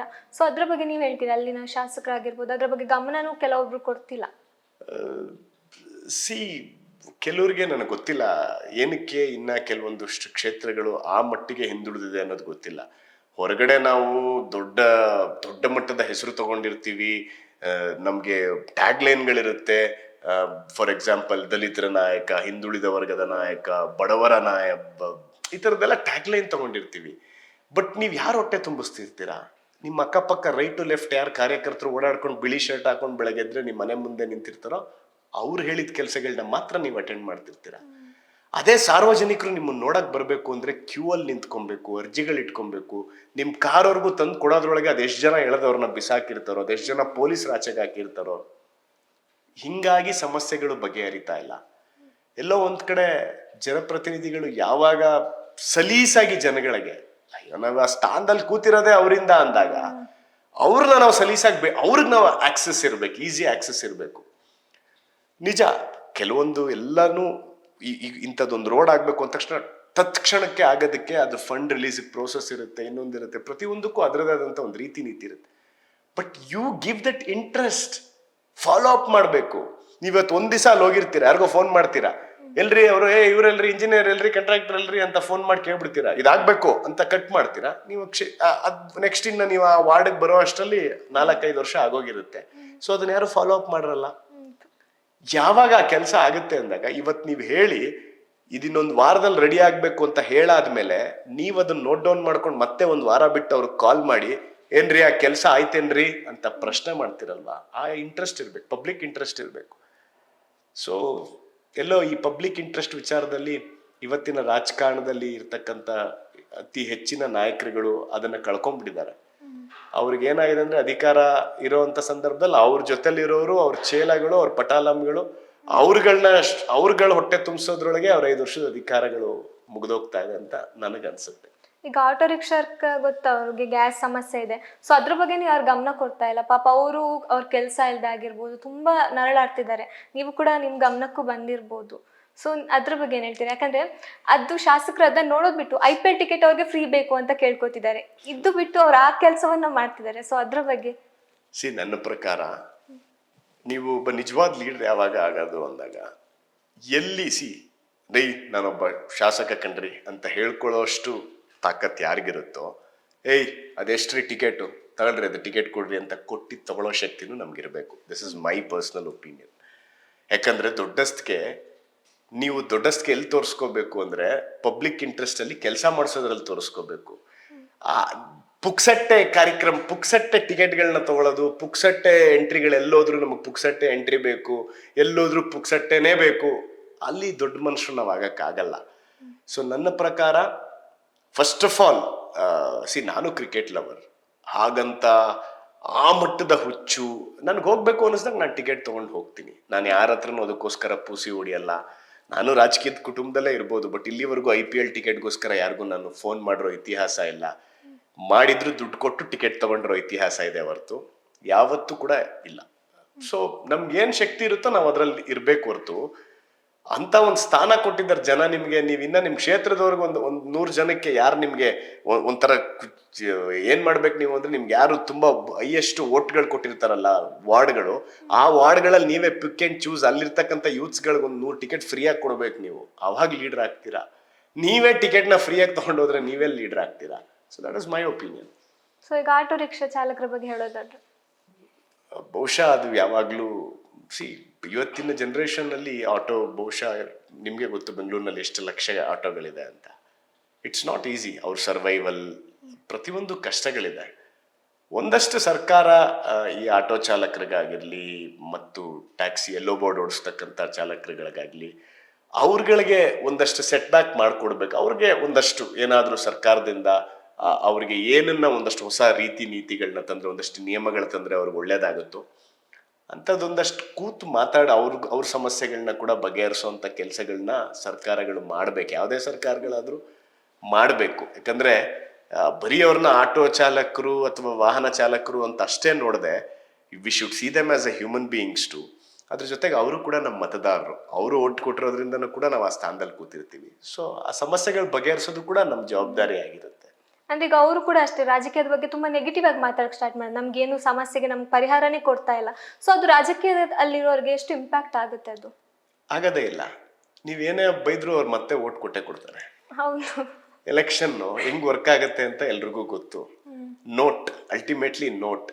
ಅದಕ್ಕೆ ಯಾವಾಗ ನೀವು ಗುಡ್ ಗವರ್ನೆನ್ಸ್ ನ ಎಕ್ಸ್ಪೆಕ್ಟ್ ಮಾಡ್ಬೋದು ಅಂದ್ರೆ, ನೋಟ್ ಇಲ್ದೆ ಓಟ್ ಕೊಡ್ತೀವಲ್ಲ, ಹಿಂಗ್ ಈಸ್ಕೊಳ್ದೆ ಯಾವಾಗ ನಾವು ಓಟ್ ಕೊಡ್ತೀವೋ ಅವಾಗ ನೀವು ನಿಮ್ಮ ಜನಪ್ರತಿನಿಧಿಗಳನ್ನ ಯು ಕ್ಯಾನ್ ಅಡ್ಡ ಹಾಕಿ ನಿಲ್ಸಿ ಕ್ವೆಶನ್ ಮಾಡ್ಬೋದು. That time you will be eligible personality to question your leader. But ನೀವ್ ಯಾವಾಗ ಕಾಸು ಇಸ್ಕೊಂಡು ಓಟ್ ಕೊಡೋ ಸಂಪ್ರದಾಯ ಈಗ ಬಂದಿದ್ಯೋ, ನೀವು ಅವ್ರನ್ನ ಕೇಳಕ್ ಹೋದ್ರೆ ಅವ್ರು ಹೇಳ್ತಾರೆ, ನೀನೇನ್ ಪುಕ್ಸಟೆ ಓಟ್ ಕೊಟ್ಟಿದ್ಯಾ, ನೀನ್ ಇಸ್ಕೊಂಡಿಲ್ವಾ ಎಲೆಕ್ಷನ್ ಟೈಮಲ್ಲಿ ಓಟ್ ಕೊಡಕ್ಕೆ? ಅವಾಗ ನೀವು ಮಾತಾಡಕ್ಕಾಗಲ್ಲ. ಸೊ ಅದನ್ನ ನಿಲ್ಲಿಸ್ಬೇಕು. ಆ ಸಂಪ್ರದಾಯ ನಮ್ಮಲ್ಲಿ ಹೋಗ್ಬೇಕು. ಸೊ ಎಲ್ಲ ಕಡೆ ಅದೇ ನಡೀತಿದೆ ಅಂತ ನೀವು ಹೇಳ್ತೀರಾ? ಆಬ್ವಿಯಸ್ಲಿ. ಇವತ್ತು ನಾನು ಮೀಡಿಯಾ ಮುಂದೆ ಕೂತಿದ್ದೀನಿ ಅಂತ ನಾನು ಸುಳ್ಳು ಹೇಳ್ಬೋದು. ಇಲ್ಲ ಚುನಾವಣೆಗಳು ಯಾವುದೋ ಬರೀ ಕೆಲವು ಪಕ್ಷಗಳು ಹಿಂಗ್ ಮಾಡ್ತಾರೆ ಹಂಗ್ ಮಾಡ್ತಾರೆ ಅಂತ ಹೇಳ್ಬೋದು. ಆದ್ರೆ ಒಬ್ಬ ಹ್ಯೂಮನ್ ಬೀಯಿಂಗ್ ಆಗಿ ನಾನು ಮಾತಾಡ್ಬೇಕು, ಒಬ್ಬ ನಾಗರಿಕನಾಗಿ, ದೇಶದ ನಾಗರಿಕನಾಗಿ, ಪ್ರಜೆ ಆಗಿ ಮಾತಾಡ್ಬೇಕು ಅಂದ್ರೆ ಇಟ್ಸ್ ಅ ನೋನ್ ಫ್ಯಾಕ್ಟ್. ಇಡೀ ದೇಶಕ್ಕೆ ಗೊತ್ತು, ಇಂಡಿಯಾ ದೇಶದ ಎಲ್ಲಾ ನಾಗರಿಕರಿಗೂ ಗೊತ್ತು ಇಂಡಿಯಾದಲ್ಲಿ ಚುನಾವಣೆಗಳು ಹೇಗ್ ನಡೆಯುತ್ತೆ. ಸೊ ಅದನ್ನ ಯಾರೋ ಒಬ್ರು ಬದಲಾಯಿಸಕ್ಕಾಗಲ್ಲ. ಮತ್ ಜನಗಳೇ, it has to be changed in numbers. ಅಂದ್ರೆ ಜನಗಳು ದುಡ್ಡು ಕೊಟ್ರೆ ಯಾರು ಬೇಕಾದ್ರೂ ವೋಟ್ ಮಾಡ್ಬೋದಾ? ಈಗ ಆಗುತ್ತಲ್ಲ, ಎಷ್ಟೋ ಸಂದರ್ಭಗಳಲ್ಲಿ ಆಗಿದೆಯಲ್ಲ. ಈಗ ನಾನು ಕೆಲವ್ರ ಹೆಸರೇ ಹೇಳಕ್ ಹೋಗಲ್ಲ. ಕೆಲವ್ರು MLA ಇತ್ತೀಚೆಗೆ ಹೋಗಿ ಹೊಸದಾಗಿ ಮೊದಲನೇ ಬಾರಿ ಗೆದ್ದಿರೋರು ಒಂದಷ್ಟು ಜನ MLAಗಳನ್ನ ನಾನು ನೋಡ್ತಾ ಇದ್ದೀನಿ. ಅವರು ಜೋಕರ್ಗಳ ತರ ಪ್ರೊಜೆಕ್ಟ್ ಆಗ್ತಿದ್ದಾರೆ. ಬೆಳಗ್ಗೆ ಎದ್ರೆ ವಿಧಾನಸೌಧದ ಮುಂದೆ ಮೈಕಲ್ ಮಾತಾಡೋದನ್ನ ಬಿಟ್ರೆ ಇನ್ನೇನೂ ಇಲ್ಲ. ಬಹುಶಃ ನಾನು ಯಾರ ಬಗ್ಗೆ ಮಾತಾಡ್ತಿರ್ತೀನಿ ಅನ್ನೋದು ಗೊತ್ತಾಗೋಗ್ಬಿಟ್ಟಿರುತ್ತೆ. ಸೊ ಹಾಗಾಗಿ ಅಂಥವ್ರನ್ನೆಲ್ಲ ನೀವು MLA ಮಾಡಿದ್ರೆ ಹೆಂಗೆ? So you should think. ನೀವು ಯಾರಿಗಾದ್ರೂ ಒಬ್ರಿಗೆ ಓಟ್ ಕೊಡ್ತಾ ಇದೀವಿ ಅಂದಾಗ ನಾವು ಪ್ರಬುದ್ಧರಾಗಿದ್ರೆ ಮಾತ್ರ ಪ್ರಬುದ್ಧವಾದಂತ ಲೀಡರ್ನ ಆಯ್ಕೆ ಮಾಡ್ಕೊಳಕ್ ಸಾಧ್ಯ. ಯಾರೋ ಹೊಸದಾಗಿ ಬಂದು ಒಂದಷ್ಟು ಸಿನಿಮಾ ಡೈಲಾಗ್ಗಳು, ಒಂದಷ್ಟು ಡೈಲಾಗ್ ಬೇಸ್ ಮೇಲೆ ನಿಂತ್ಕೊಂಡ್ರು ಅಂದ ತಕ್ಷಣ ನೀವು ಅವ್ರು ಓಟ್ ಕೊಟ್ಬಿಟ್ರೆ, ಇಲ್ಲಿವರೆಗೂ ನಾನು ನೋಡಿದ್ದೀನಿ, ನನ್ನ ಪ್ರಕಾರ ಆದ್ರೆ ಈ ರಾಜ್ಯದಲ್ಲೇ ಅತ್ಯಂತ ಯಾರಾದ್ರೂ ಒಂದು ಜೋಕರ್ ರಾಜಕಾರಣಿ ಇದ್ರೆ, ಈಗ ನಾನು ಯಾರ ಬಗ್ಗೆ ಮಾತಾಡ್ತಿದ್ದೀನೋ ಆತನ. ಬಹುಶಃ ಈಗ ಎಲ್ಲೋ ಪಾಪ ಕಾಣೆ ಆಗ್ಬಿಟ್ಟಿದ್ದಾರೆ. ಯಾಕಂದ್ರೆ ಅವ್ರ ಪಾರ್ಟಿಲೇ ಇರ್ತಕ್ಕಂಥವ್ರು ಕೆಲವರೆಲ್ಲ ಇತ್ತೀಚಿನ ದಿನಗಳಲ್ಲಿ ಅವ್ರನ್ನ ರೋಸ್ಟ್ ಮಾಡಿ ಅವ್ರನ್ನೆಲ್ಲೋ ಪಾಪ ಮುಚ್ಚಿಬಿಟ್ಟಿದ್ದಾರೆ. ಪಾಪ ಕಾಣಿಸ್ತಿಲ್ಲ ಎಲ್ಲೂ. ಅದಕ್ಕೆ ನಿಮ್ ಕೆಲಸ, ನಾವು ಗೆದ್ದ ಮೇಲೆ ಮೊದಲು 5 ವರ್ಷ ನಾವು ಮಾಡ್ಬೇಕಾಗಿರೋ ಕೆಲಸ ಜನಗಳ ಪ್ರೀತಿ ಗಳಿಸೋ ಕೆಲಸ ಮಾಡ್ಬೇಕು, ಲೀಡರ್ಗಳ ಪ್ರೀತಿ ಮಾಡೋ ಕೆಲಸ ಅಲ್ಲ. ನಾನು ಆತನ ಸ್ಟೇಟ್ಮೆಂಟ್ಗಳು ನೋಡಿದ್ದೀನಿ. ನಮ್ಮ ಪಕ್ಷದ ಅಧ್ಯಕ್ಷ ನಮ್ಮ ಪಕ್ಷಕ್ಕೋಸ್ಕರ ನಾವು ಪಕ್ಷದಲ್ಲಿ ಕಸ ಗುಡ್ಸಕ್ಕೂ ರೆಡಿ, ಅದು ಗುಡ್ಸಕ್ಕೂ ರೆಡಿ ಅಂತಾರೆ. ಗುರು, ನೀನಲ್ಲಿ ಕೂರ್ಸಿರೋದು ನಿನ್ ಪಕ್ಷ ಅಲ್ಲಪ್ಪ, ನಿನ್ ಮತದಾರಪ್ಪ.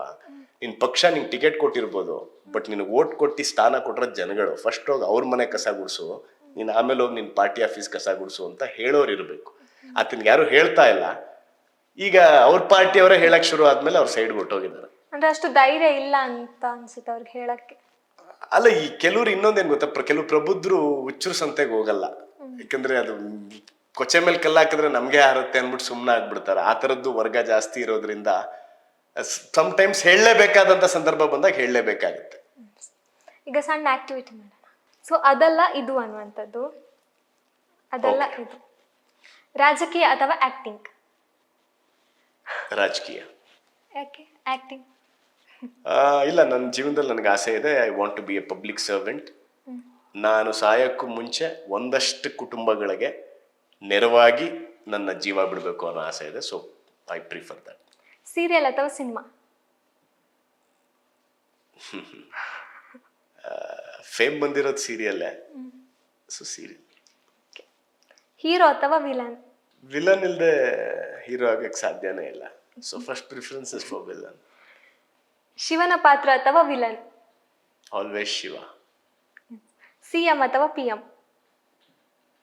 PM. I am in love with PM and I love my PM. ಈಗ ತಪ್ಪು ಉತ್ತರ ಹೇಳಬೇಕು. ನಾನು ಏನೇ ಕೇಳಿರೋದಕ್ಕೆ ತಪ್ಪು ಆನ್ಸರ್ಸ್ ಹೇಳಬೇಕು. ನಮ್ಮ ದೇಶ ಯಾವುದು? ನ್ಯೂಜಿಲೆಂಡ್. ರಪ್ಪ ಅಂತ ಬರಬೇಕು. ಕರ್ನಾಟಕದಲ್ಲಿ ಏನು ಫೇಮಸ್? ಬೆಣ್ಣೆ. ಮೈಸೂರು ಝೂನ ಹೆಸರೇನು? ಝೂ. ನಿಮ್ಮ ಇನ್ಸ್ಪಿರೇಷನ್? ನಾನೇ. ನೀವು ಮಾಡಿದ ಪಾತ್ರಗಳು ಯಾವುದು? ಶಿವನೇ ಬಂದ್ಬಿಡುತ್ತೆ. ಏನಾದ್ರೂ ಬೇರೆ ಹೇಳೋದಾದ್ರೆ? ನಾನ್ ಮಾಡಿರೋ ಪಾತ್ರ ನಂಗೆ ಶಿವನೇ ಬರುತ್ತೆ. ಅದ್ ಬಿಟ್ಟು ನಂಗೆ ಬಾಯಿಗೆ ಬೇರೆ ಸುಳ್ಳು ಹೇಳಕ್ಕೂ ಬರ್ತಾ ಇಲ್ಲ ಅದನ್ನ ನನಗೆ. ಮನುಷ್ಯನ್ಗೆ ಎಷ್ಟು ಕಾಲು? 4. ಕೈಯಿಂದ ಏನ್ ಯೂಸ್? ಅಲ್ಲ, ಯಾಕೆ ಅಂತ ನೀವು ಕೇಳಲ್ಲ. 4 ಯಾಕೆ ಅಂತ ಹೇಳ್ತೀರಾ ಸರ್? ಯಾಕೆ ಹೇಳಿ. ಯಾಕಂದ್ರೆ ಮನುಷ್ಯನಿಗೆ ಪ್ರಾಣಿಗಳೇ ಲೇಸು ಅಂತ. ಕೈಯಿಂದ ಏನ್ ಯೂಸ್?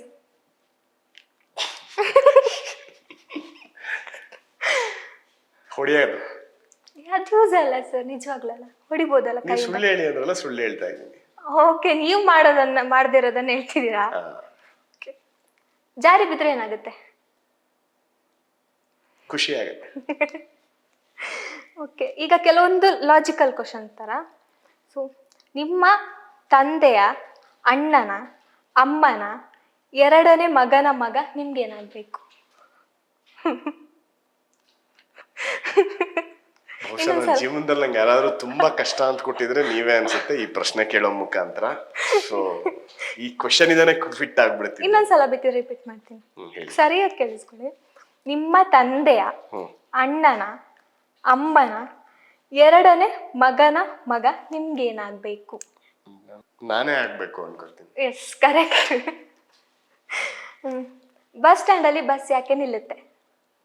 ಸುಮ್ನೆ ಅದಕ್ಕೆ ಬೇಜಾರಾಗಿ ನಿಲ್ಲುತ್ತೆ. ಅಲ್ಲ, ಕುತ್ಕೊಳಕ್ಕಾಗಲ್ಲ, ಅದಕ್ಕೆ ನಿಲ್ಲುತ್ತೆ. ಬೆಡ್ರೂಮ್ ಅಲ್ಲಿ ಮಲ್ಗೋದ್ ಬಿಟ್ಟು ಬೇರೆ ಏನೇನ್ ಮಾಡ್ಬೋದು?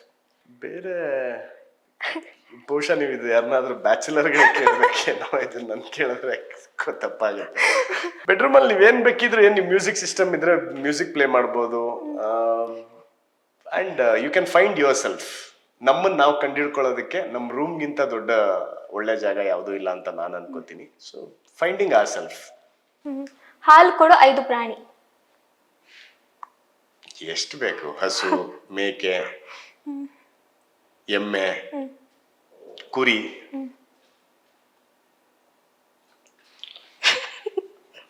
ಯಾವ್ದಾದ್ರು ಹುಡುಕ್ಬೇಕಲ್ಲ. ಎಲ್ಲ ಕೊಡುತ್ತೆ. 4 ಹೇಳ್ಬಿಟ್ಟೆ. ಹಸು, ಎಮ್ಮೆ, ಮೇಕೆ, ಕುರಿ. ಎಷ್ಟಿದೆ? ಕತ್ತೆ. ಹುಲಿನೂ ಕೊಡುತ್ತೆ, ನಾಯಿನೂ ಕೊಡುತ್ತೆ, ಪ್ರಾಣಿ ಮರಿಗಳಿಗೆ. ಅಲ್ಲ, ನಾನು ಎದುರುಗಡೆ ಲೈವ್ ಆಗಿ ನೋಡಿರೋದು ಮಾತ್ರ ಹೇಳ್ಬಲ್ಲೆ.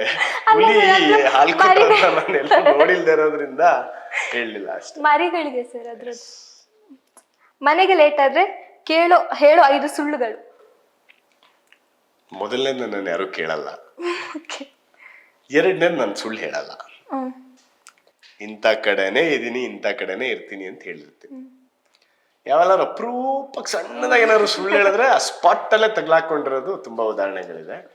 ಸೊ ಹೇಳಕ್ಕೆ ಹೋಗಲ್ಲ. ಯಾವ ರೀತಿ? ಅಲ್ಲ, ಅವಾಗ ಹಿಂದೆ ಇತ್ತು, ಈಗಿಲ್ಲ ಬಿಡಿ. ಬಹಳ ವರ್ಷಗಳ ಹಿಂದೆ ಎಲ್ಲಾರು ಕದ್ದು ಅವಾಗ ಪಾರ್ಟಿ ಗೀಟಿಗೆ ಹೋಗ್ಬೇಕಾದ್ರೆ, ಇಲ್ಲ ಯಾರೋ ಫ್ರೆಂಡ್ ಮೀಟ್ ಮಾಡಕ್ ಹೋಗ್ತಾ ಇದೀನಿ ಅಂತ ಹೇಳಿದ್ರೆ ಸಾಕು, ನನ್ನ ಟೋನಲ್ಲೇ ನೀನ್ ಸುಳ್ಳು ಹೇಳ್ತಿದ್ಯಾ ಅಂತ ಕಂಡಿಡ್ಬಿಡೋರು. ಸೊ ಈಗ ಹೇಳಲ್ಲ. ಈಗ ಮತ್ತೆ ಅಗೇನ್ ನಿಮ್ಮ ಜರ್ನಿ ಬಗ್ಗೆ ನೋಡೋದಾದ್ರೆ, ನೀವು ನಿಮ್ಮ ಕ್ಷೇತ್ರದಲ್ಲಿ ಮಾಡಿರುವಂತ ಪ್ರಮುಖ ಕೆಲಸಗಳು, ಕಾರ್ಯಗಳು ಏನಾದ್ರು ಹೇಳೋದಾದ್ರೆ? ಇಲ್ಲಿವರೆಗೂ ಒಬ್ಬರು ನನ್ನ ಮತದಾರರು, ನನಗೆ ಓಟ್ ಕೊಟ್ಟಿರುವಂತ ಮತದಾರರ ಹತ್ರ 8 ಆಣಿ ಅವ್ರ ಹತ್ರ ಕೈಯಿಂದ ಹಿಂಗೆ ಈಸ್ಕೊಂಡಿಲ್ಲ, ನಿಮ್ದೇನಾದ್ರು ಕೆಲಸ ಮಾಡ್ಕೊಡ್ತೀನಿ ಅಂತ. ಇದು ನಾನು ಮಾಡಿರೋ ಮೊದಲನೇ ಕೆಲಸ. 5 ವರ್ಷದಲ್ಲಿ ನನ್ನ ಒಬ್ಬ ಮತದಾರನ ಹತ್ರ ನಿನ್ಗೊಂದು ಕೆಲಸ ಮಾಡಿಸ್ಕೊಡ್ತೀನಿ ಕೊಡು ಅಂತ ₹1 ಈ ಕೈಯಲ್ಲಿ ಈಸ್ಕೊಂಡಿಲ್ಲ. So that is my first satisfactory work of my career. ಅದು ಬಿಟ್ರೆ ಹೆಣ್ಮಕ್ಳು ಸರ್ಕಾರಿ ಶಾಲೆಯಲ್ಲಿ ಬಾತ್ರೂಮ್ ಕಟ್ಸ್ಕೊಟ್ಟಿರೋದಾಗಿರ್ಬೋದು, ಮತ್ತು ನನ್ನ ವಾರ್ಡ್ನಲ್ಲಿ ಇರ್ತಕ್ಕಂಥ ಅಂಬೇಡ್ಕರ್ ಕಾಲೋನಿಯಲ್ಲಿ ಅಂಬೇಡ್ಕರ್ ಅವರ ಒಂದು ದೊಡ್ಡ ಭಾವಚಿತ್ರ, ಒಂದು ಸ್ಟೇನ್ಲೆಸ್ ಸ್ಟೀಲ್ದು ಒಂದು ದೊಡ್ಡದು ಒಂದು ಇದನ್ನ ಮಾಡಿಸ್ಕೊಟ್ಟಿದ್ದೆ. ಸೊ ಅದು ನನ್ನ ಸ್ವಂತ ಖರ್ಚಿನಲ್ಲೇ, ಯಾವುದೇ ಫಂಡಿಂದ ಅಲ್ಲ. ಸೊ ದಟ್ ಈಸ್ ಆಲ್ಸೋ ನನಗೆ ಆ ಖುಷಿ ಕೂಡ ಯಾವಾಗಲೂ ಇದೆ. ಅದು ಬಿಟ್ಟರೆ ಫೀಸ್ ಯಾವಾಗಲೂ ಪ್ರತಿ ವರ್ಷ 6ರಿಂದ 7 ಮಕ್ಕಳು ಫೀಸ್ ಕಟ್ತಿದ್ದೆ. ಸೊ ಅದು ಯಾವಾಗಲೂ ಸ್ಯಾಟಿಸ್ಫ್ಯಾಕ್ಟರಿ ವರ್ಕ್. ಅದು ಬಿಟ್ಟರೆ ಮೋದಿಯವರ ಹುಟ್ಟಿದಬ್ಬದಲ್ಲಿ ಪ್ರತಿ ವರ್ಷ ಹೆಣ್ಮಕ್ಳುಗಳಿಗೆ ಸೈಕಲ್ ಫ್ರೀಯಾಗಿ ಕೊಡಿಸ್ತಿದ್ದೆ. ಹೈಯೆಸ್ಟ್ ಮಾರ್ಕ್ಸ್ ತೆಗ್ದಿರೋರು, ಫಸ್ಟ್ ಕ್ಲಾಸ್ ಮಾರ್ಕ್ಸ್ ತೆಗ್ದಿರೋ ಹೆಣ್ಮಕ್ಳು ತುಂಬ ಇದೆ. ಔಟ್ ಆಫ್ ಮೈ ವಾರ್ಡ್, ನನ್ನ ಕ್ಷೇತ್ರ ಬಿಟ್ಟು ಹೊರಗಡೆ ಅಂತ ತಗೊಂಡ್ರು ಸುಮಾರು ಕೆಲಸಗಳಿದೆ. ಬಟ್ ಇದಿಷ್ಟು ವರ್ಷ ಮಾಡ್ಕೊಂಡು ಬರ್ತಾ ಇದ್ದೆ. ಸೊ ಆಮೇಲೆ ಕೋವಿಡ್ ಟೈಮ್ನಲ್ಲಿ ಸಾಧ್ಯವಾದಷ್ಟು ರೇಷನ್ ಕಿಟ್ಗಳನ್ನ ಡೈಲಿ ಊಟ ಮಾಡಿಸಿ ಅದನ್ನ ಸಾಧ್ಯವಾದಷ್ಟು ಮಾಡಿದ್ದೀನಿ. ಸೊ ಅದೊಂದು ಸ್ಯಾಟಿಸ್ಫ್ಯಾಕ್ಟರಿ ವರ್ಕ್ ಇದೆ ನನಗೆ. ನೀವು ಸೈಕಲ್ ಬಗ್ಗೆ ಹೇಳಿದ್ರಿ. ಸೊ ಅವಾಗೆಲ್ಲ 8ನೇ ಕ್ಲಾಸ್ನ ಮಕ್ಕಳಿಗೆ ಸೈಕಲ್ ಸಿಕ್ತಿತ್ತು, ಅವ್ರು ಕಾಯ್ತಿದ್ದಿದ್ದು ಅದಕ್ಕೋಸ್ಕರ 8ನೇ ಕ್ಲಾಸ್ಗೆ ಹೋಗ್ಬೇಕಾದ್ರೆ ಸೈಕಲ್. ಬಟ್ ಈಗ ಸಿಕ್ತಿಲ್ಲ ಅದು. ಸೊ ಅದ್ರ ಬಗ್ಗೆ ನಿಮ್ಮ ಒಪಿನಿಯನ್? ಅದ್ರ ಬಗ್ಗೆ ರಾಜ್ಯ ಸರ್ಕಾರದ ವೈಫಲ್ಯ ಅಂತ ಹೇಳ್ತೀನಿ. ಯಾಕಂದ್ರೆ ಅದನ್ನ ತಂದಂತವರು ಸನ್ಮಾನ್ಯ ಶ್ರೀ BS ಯಡಿಯೂರಪ್ಪ ಸಾಹೇಬರು. So that is what I tell. Sometimes ನಿಮ್ಮ ಲೀಡರ್ಶಿಪ್ ಕ್ವಾಲಿಟೀಸ್ ಕೂಡ ತುಂಬಾ ಇಂಪಾರ್ಟೆಂಟ್ ಆಗುತ್ತೆ. ನೀವು ಯಾವುದನ್ನ ಫ್ರೀ ಕೊಡಬೇಕು, ಏನನ್ನ ಫ್ರೀ ಕೊಡಬೇಕು ಅನ್ನೋದು ಕೂಡ ನಿಮ್ಗೆ ತಲೆ ಒಳಗಿರ್ಬೇಕು. ಕೆಲಸ ಮಾಡೋವನ್ನ ಸೋಂಬೇರಿ ಮಾಡುವಂತ ಫ್ರೀ ಯೋಜನೆಗಳು ಕೊಟ್ರೆ ಅದರಿಂದ ಸಂಸಾರಗಳು ಹಾಳಾಗತ್ತೆ ಹೊರತು ಉದ್ಧಾರ ಆಗಲ್ಲ. ಸೊ ಅಂತ ಯೋಜನೆಗಳು ಅಂತ ತಗೊಂಡಾಗ ಸನ್ಮಾನ್ಯ ನಮ್ಮ ಭಾರತೀಯ ಜನತಾ ಪಾರ್ಟಿಯ ಯಡಿಯೂರಪ್ಪ ಸಾಹೇಬ್ರ ಅವತ್ತು ಏನ್ ತಂದ್ರು, ಹೆಣ್ಮಕ್ಳಿಗೆ ಫ್ರೀ ಸೈಕಲ್. ಎಷ್ಟೋ ಜನ ಬಡವ್ರಿಗೆ ಅದು ತಗೊಳ್ಳೋ ಅಫೋರ್ಡ್ ಮಾಡೋ ಶಕ್ತಿ ಇರಲ್ಲ. ಸೊ ಅದು ಸಿಕ್ಕಿದಾಗ ಅವ್ರಿಗೆ ಅದಾಗೋ ಖುಷಿನೇ ಬೇರೆ. ಸೊ ಅದೆಲ್ಲ ಒಂದಷ್ಟು ಒಳ್ಳೆ ಯೋಜನೆಗಳು. ಸೊ ಮರೆಯಂಗಿಲ್ಲ, ಅದು ನಿಲ್ಲಿಸಬಾರ್ದಾಗಿತ್ತು. ಮುಂದಿನ ಸರ್ಕಾರಗಳು ಅದು ನಡ್ಸ್ಕೊಂಡು ಹೋಗಿದ್ದಿದ್ರೆ ಚೆನ್ನಾಗಿರೋದು. ಅದೇನ್ ಮಾಡ್ತೀರಾ, ಈಗೋ ಪ್ರಾಬ್ಲಮ್ಗಳಾಗತ್ತೆ, ಅದು ಅವ್ರು ಮಾಡಿದ್ ನಾವೇ ಕಂಟಿನ್ಯೂ ಮಾಡಬೇಕು ಅಂತ. ಸೊ ಅಲ್ಟಿಮೇಟ್ಲಿ ಅದು ನಷ್ಟ ಸಾರ್ವಜನಿಕರಿಗೆ. ಅಂದ್ರೆ ಈಗ ಸರ್ಕಾರಿ ಶಾಲೆಗಳು ಅಂತ ಬಂದಾಗ ಇತ್ತೀಚೆಗೆ ಸರ್ಕಾರಿ ಶಾಲೆಗೆ ಹೋಗುವ ಮಕ್ಕಳುಗಳು ಕಡಿಮೆ ಆಗ್ತಿದ್ದಾರೆ. ಅಂದ್ರೆ ಫೆಸಿಲಿಟಿ ಬರ್ತಿದ್ದದ್ದು ಕೆಲವೊಂದು ಡ್ರಾಪ್ ಔಟ್ ಆಗಿದೆ. ಸೊ ಈ ತರ ಆಗ್ತಾ ಇದೆ. ಸೊ ಇದೇ ಕಾರಣ ಇರ್ಬೋದಾ ಅನ್ನುವಂಥದ್ದು? ಡೆಫಿನೆಟ್ಲಿ. ಏನಾಗಿದೆ ಅಂದ್ರೆ, ಇವತ್ತು ನೀವು ರಾಜಕಾರಣಿಗಳ ಲಿಸ್ಟ್ ತೆಗೆದ್ರೆ ಇಡೀ ಕರ್ನಾಟಕದಲ್ಲಿ ಹೈಯೆಸ್ಟ್ ಪ್ರೈವೇಟ್ ಎಜುಕೇಶನ್ ಇನ್ಸ್ಟಿಟ್ಯೂಷನ್ಗಳ ಓನರ್ಗಳು ಬಂದು ರಾಜಕಾರಣಿಗಳು. ನೀವು ಅವ್ರು ಪ್ರಮೋಟ್ ಮಾಡ್ಕೋಬೇಕು ಅಂದಾಗ, ಅವ್ರು ಗೌರ್ಮೆಂಟ್ ಸ್ಕೂಲ್ ಪ್ರಮೋಟ್ ಮಾಡಿದ್ರೆ ಎಲ್ಲಿಂದ ಅವ್ರ ಸ್ಕೂಲಿಗೆ ಬರ್ತಾರೆ? ಸೊ ನೀವು ಗೌರ್ಮೆಂಟ್ ಸ್ಕೂಲ್ ಎಷ್ಟು ಹದಗೆಡಿಸ್ಬೋದೋ ಅಷ್ಟು ಹದಗೆಡಿಸಿದ್ರೇ ಪ್ರೈವೇಟ್ ಸ್ಕೂಲ್ಗೆ ಹೋಗೋದು. ಸೊ ಅವಾಗ ಎಂಥ ಬಡವ ಕೂಡ ಅಲ್ಟಿಮೇಟ್ಲಿ ತನ್ನ ಮಕ್ಕಳನ್ನ ಓದಿಸ್ಬೇಕು ಅಂದಾಗ ಸಾಲನೋ ಮಾಡಿ ಆದರೂ ಪ್ರೈವೇಟ್ ಸ್ಕೂಲಿಗೆ ಸೇರಿಸ್ತಾರೆ. ಸೊ ಎಲ್ಲೋ ಒಂದು ಕಡೆ ಬಹುಶಃ ಒಂದು ಕಾನೂನು ಬರಬೇಕು. ಯಾವುದೇ ರಾಜಕಾರಣಿಗಳಿಗೆ, ಒಬ್ಬ ಶಾಸಕರಾಗಿರ್ತಕ್ಕಂಥವ್ರು ಅಂತ ಆ ಎಜುಕೇಶನ್ ಸಿಸ್ಟಮ್ಗಳು ದೊಡ್ಡ ಪ್ರೈವೇಟ್ ಸ್ಕೂಲ್ಗಳ ಲೈಸೆನ್ಸ್ಗಳನ್ನ ಅವ್ರಿಗೆ ಕೊಡಬಾರ್ದು. ನೀವುಗಳೇ ಸ್ಕೂಲ್ಗಳು ಕಟ್ಕೊಂಡು ದೊಡ್ಡ ಸ್ಕೂಲ್ ಕಟ್ಕೊಂಡು ನೀವು ಸರ್ಕಾರಿ ಸ್ಕೂಲ್ಗೆ ಹೋಗಿ ಅಂತ ಹೆಂಗೆ ಹೇಳ್ತೀರಾ? ಎಲ್ಲಿಂದ ಹೇಳ್ತೀರಾ? ನಾವು ಮಾತ್ರ ಬಹಳ ಸಾರ್ವಜನಿಕವಾಗಿ ನಾವು ಬಡವ್ರ ಪರ ಆ ಪರ ಅಂತ ಹೇಳ್ತೀವಿ. ಆದ್ರೆ ಸರ್ಕಾರಿ ಶಾಲೆಗಳನ್ನ ಉದ್ಧಾರ ಮಾಡುವಂತ ವಿಚಾರದಲ್ಲಿ ಯಾಕೆ ಫೇಲ್ಯೂರ್ ಆಗಿದ್ದೀರಾ? That is my question. ಅದೀಗ ನೀವು ಅದ್ರ ಬಗ್ಗೆ ಹೇಳಿದ್ರಿ. ಸೊ ಈಗ ಗ್ಯಾರಂಟಿ ಯೋಜನೆ ಬಗ್ಗೆ ನಾನು ನಿಮ್ ನೆಕ್ಸ್ಟ್ ಕ್ವಶನ್ ಇದ್ದಿದ್ದು. ಸೊ ಗ್ಯಾರಂಟಿ ಯೋಜನೆಗಳ ಬಗ್ಗೆ ಏನ್ ಹೇಳ್ತೀರಾ? ಅದು ಗ್ಯಾರಂಟಿನೇ ಇಲ್ದಿರೋ ಯೋಜನೆ. ಸೊ ನಾನು ಅಂತ ಗ್ಯಾರಂಟಿನೇ ಇಲ್ದಿರೋ ಯೋಜನೆಗಳ ಬಗ್ಗೆ ಯಾರನ್ನ ಉದ್ಧಾರ ಮಾಡಕ್ಕೆ ನೀವು ಆ ಯೋಜನೆ ಯಾರನ್ನ ಉದ್ಧಾರ ಮಾಡಕ್ಕೆ? ಈಗ ನಿಮಗೆ ಗೊತ್ತಿಲ್ವೋ, ಎಷ್ಟೋ ಜನ ಸ್ಕೂಲ್ ಮಕ್ಳುಗಳಿಗೆ ಅದರಿಂದ ದೊಡ್ಡ ಹೊಡೆತ ಆಗಿದೆ. ಬೆಳಗ್ಗೆ ಹೊತ್ತು ಅವ್ರು ಬಸ್ ಹತ್ತಬೇಕು ಅಂದ್ರೆ ಫೈಟ್ ಮಾಡ್ಕೊಂಡು ಹತ್ತಬೇಕು. ಫಾರ್ ಎಕ್ಸಾಂಪಲ್ ಬಸ್ ಫೈಟ್ ಮಾಡ್ಕೊಂಡು, ಓಕೆ ಫೈನ್, ಮನೇಲಿರ್ತಕ್ಕಂಥ ಹೆಣ್ಮಕ್ಳುಗಳಿಗೆ ₹2,000 ದುಡ್ಡು ಎಷ್ಟ್ರ ಮಟ್ಟಿಗೆ ಕೊಡ್ತಾ ಇದ್ದೀರಾ ನೀವು? ಅದನ್ನ ಎಷ್ಟ್ರ ಮಟ್ಟಿಗೆ ಫುಲ್ಫಿಲ್ ಮಾಡ್ತಾ ಇದ್ದೀರಾ? ಎಷ್ಟು ಬ್ಯಾಲೆನ್ಸ್ಗಳಿದೆ? ನಿಮ್ಗೆ ಯಾವಾಗ ಬೇಕೋ ಅವಾಗ ಅದನ್ನ ರಿಲೀಸ್ ಮಾಡ್ಕೊಳ್ಳೋದು. ನಿಮ್ಗೆ ಯಾವುದೋ ಪ್ರಚಾರಗಳು ಇನ್ನೊಂದು ಬಂದಾಗ ಅದಕ್ಕೂ ಮುಂಚೆ ರಿಲೀಸ್ ಮಾಡಿಬಿಡೋದು ಫಂಡ್ಗಳನ್ನ. ಬಹುಶಃ ಈಗಲೂ ನೋಡಿರ್ಬೋದು, ಈಗ 2 ಬೈ ಎಲೆಕ್ಷನ್ ಆಯಿತು. ಆ ಬೈ ಎಲೆಕ್ಷನ್ಗೂ ಮುಂಚೆ ಎಲ್ಲ ಫಂಡ್ಗಳು ರಿಲೀಸ್ ಆದವು. ಒಂದಷ್ಟು ಹಳೆಯದೆಲ್ಲ ₹2,000. ಸೊ ಇಂಥದಕ್ಕೆ ಉಪಯೋಗಿಸ್ಕೋಬೇಡಿ, ನಿಮ್ಮ ಸ್ವಾರ್ಥಕ್ಕೆ ಉಪಯೋಗಿಸ್ಕೋಬೇಡಿ. ಅವ್ರಿಗೆ ಯಾವಾಗ ನೆಸೆಸಿಟಿ ಇರುತ್ತೋ ಅವಾಗ ಅದು ಪ್ರತಿ ತಿಂಗಳು ಹೋದಾಗ ಅದಕ್ಕೊಂದು ಅರ್ಥ ಇರುತ್ತೆ. ಸೊ ನನಗೇನೋ ಈ ಗ್ಯಾರಂಟಿ ಯೋಜನೆ ಆ್ಯಂಡ್ ಎಲೆಕ್ಟ್ರಿಸಿಟಿ, ನೀವು ಕರೆಂಟ್ ಪರ್ ಯೂನಿಟ್ ರೇಟ್ನ ಜಾಸ್ತಿ ಮಾಡಿಬಿಟ್ಟು ನೀವು ಅದನ್ನ 200 ಯೂನಿಟ್ ಫ್ರೀ ಅಂತ ಮಾಡಿಬಿಟ್ಟು ಬೇರೆ ಮಿಡಲ್ ಕ್ಲಾಸ್ ಜನಗಳ ಮೇಲೆಲ್ಲ ಬರ ಎಳೆದ್ಬಿಟ್ರಿ. ಇವತ್ತು 600-700 ರೂಪಾಯಿ 300-400 ರೂಪಾಯಿ ಬಿಲ್ ಬರ್ತಿದ್ದವ್ರಿಗೆಲ್ಲ ಈಗ 1,000 ರೂಪಾಯಿ 1,200 ರೂಪಾಯಿ ಬಿಲ್ ಬರುತ್ತೆ. ಸೊ ಅವ್ರ ಪರಿಸ್ಥಿತಿ ಏನು? ಇಲ್ಲಿ ಯಾರನ್ನೋ ನೀವು ಮೆಚ್ಚಕ್ಕೆ ಹೋಗಿ ಎಲ್ಲರ ಮೇಲೂ ಬರೆ ಎಳೆದ್ರಿ ನೀವು. ಸೊ ಐ ಥಿಂಕ್ ಅದು ಖಂಡಿತ ಅದನ್ನ ಯಾರು ಒಪ್ಕೊಳ್ಳಲ್ಲ, ತಿಳಿದಿರೋರು ಯಾರು ಕೂಡ ಈ ಯೋಜನೆಗಳನ್ನ ಒಪ್ಕೊಳ್ಳಲ್ಲ. ಆಮೇಲೆ ಎಷ್ಟೋ ಜನ ಅನ್ಎಂಪ್ಲಾಯ್ಡ್, ಅವ್ರಿಗೂ ಕೂಡ ನೀವು ವೇತನ ಕೊಡ್ತೀನಿ ಅಂತ ಹೇಳಿದ್ರೆ ಎಲ್ಲಿ ಯಾರು ಕೊಟ್ಟಿದ್ದೀರಾ? ಫೇಲ್ಯೂರ್. ಸುಮ್ಮನೆ ನೀವು ಕೊಡ್ತಾ ಇದೀವಿ ಅಂತ ಹೇಳ್ತಾ ಇದ್ರೆ ಯಾರಿಗೂ ಬಂದಿಲ್ಲ. ಅದು ನನಗೆ ಗೊತ್ತಿರೋ ಹಾಗೆ ನಮ್ಮ ಕ್ಷೇತ್ರ ಬೇರೆ ಎಲ್ಲೂ ಬೇಡ, ನೀವು ಟಿ ನರಸೀಪುರ ವರ್ಣ ಕ್ಷೇತ್ರದಲ್ಲಿ ತಗೊಂಡ್ರೆ ಎಷ್ಟೋ ಜನಕ್ಕೆ ಬಂದಿಲ್ಲ. So I think it's failure. ಮುಂದಿನ 2028ರಲ್ಲಿ ಅದರ ರಿಸಲ್ಟ್ ಆಚೆಗೆ ಬರುತ್ತೆ. ಅಂದ್ರೆ ಈಗ ಹೇಳಿದೆ ಅನ್ಎಂಪ್ಲಾಯ್ಗಳಿಗೆ ಕೊಡ್ತೀವಿ, ಬಟ್ ಎಲ್ಲೋ ಒಂದ್ ಕಡೆ ಅವ್ರನ್ನ ನಾವೇ ಸೋಂಬೇರಿತನ ಮಾಡ್ತಿದೀವಿ. ಅದನ್ನೇ ಹೇಳ್ತಾ ಇರೋದು, ಅವ್ರನ್ನ ನೀವು ಕೆಲಸ ಮಾಡೋರ್ನ ನೀವು ಸೋಂಬೇರಿ ಮಾಡಿ ಕೂರಿಸ್ತಾ ಇದ್ದೀರಾ. ಸೊ ಇಂಥ ಯೋಜನೆಗಳ ಬದಲು ಅನ್ಎಂಪ್ಲಾಯ್ಮೆಂಟ್ನ ದೂರ ಮಾಡುವಂಥ ಒಂದಷ್ಟು ಕೆಲಸಗಳು ಮಾಡಿದ್ರೆ ಬಹುಶಃ ಅಂಥ ಯೋಜನೆಗಳನ್ನ ಒಪ್ಕೋಬಹುದು. ಬಟ್ ಇದು ಅದ್ರಲ್ಲೂ ಗೃಹಲಕ್ಷ್ಮಿ ಕೂಡ ಬರ್ತಾ ಇಲ್ಲ. ಎಷ್ಟೋ ಜನ ಇವಾಗ ಕಂಪ್ಲೇಂಟ್ ಮಾಡ್ತಿದ್ದಾರೆ. ತುಂಬಾ ಜನಕ್ಕಿಲ್ಲ, ಇವತ್ತಿಗೂ ಎಷ್ಟೋ ಜನಕ್ಕೆ ಬಂದಿಲ್ಲ.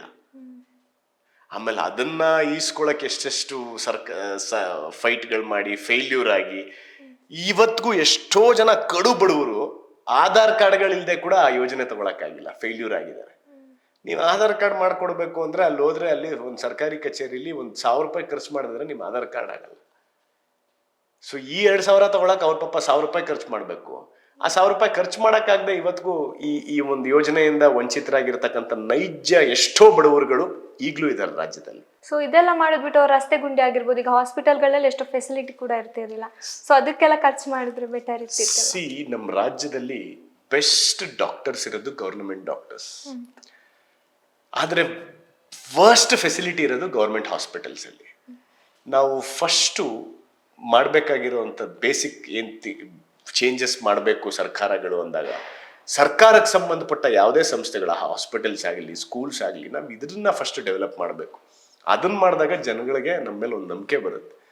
ನಾವು ಅದನ್ನ ಬಿಟ್ಟು ಪ್ರೈವೇಟೈಸ್ಡ್ ಆಗಿ ಯಾರ್ಯಾರನ್ನ ಉದ್ಧಾರ ಮಾಡ್ಬೋದು, ನಾವು ಅವ್ರನ್ನ ಮಾತ್ರ ಹೊಟ್ಟೆ ತುಂಬಿರೋರು ಹೊಟ್ಟೆ ತುಂಬಿಸೋ ಕೆಲಸ ಮಾತ್ರ ಮಾಡ್ತಾ ಇದ್ದೀವಿ.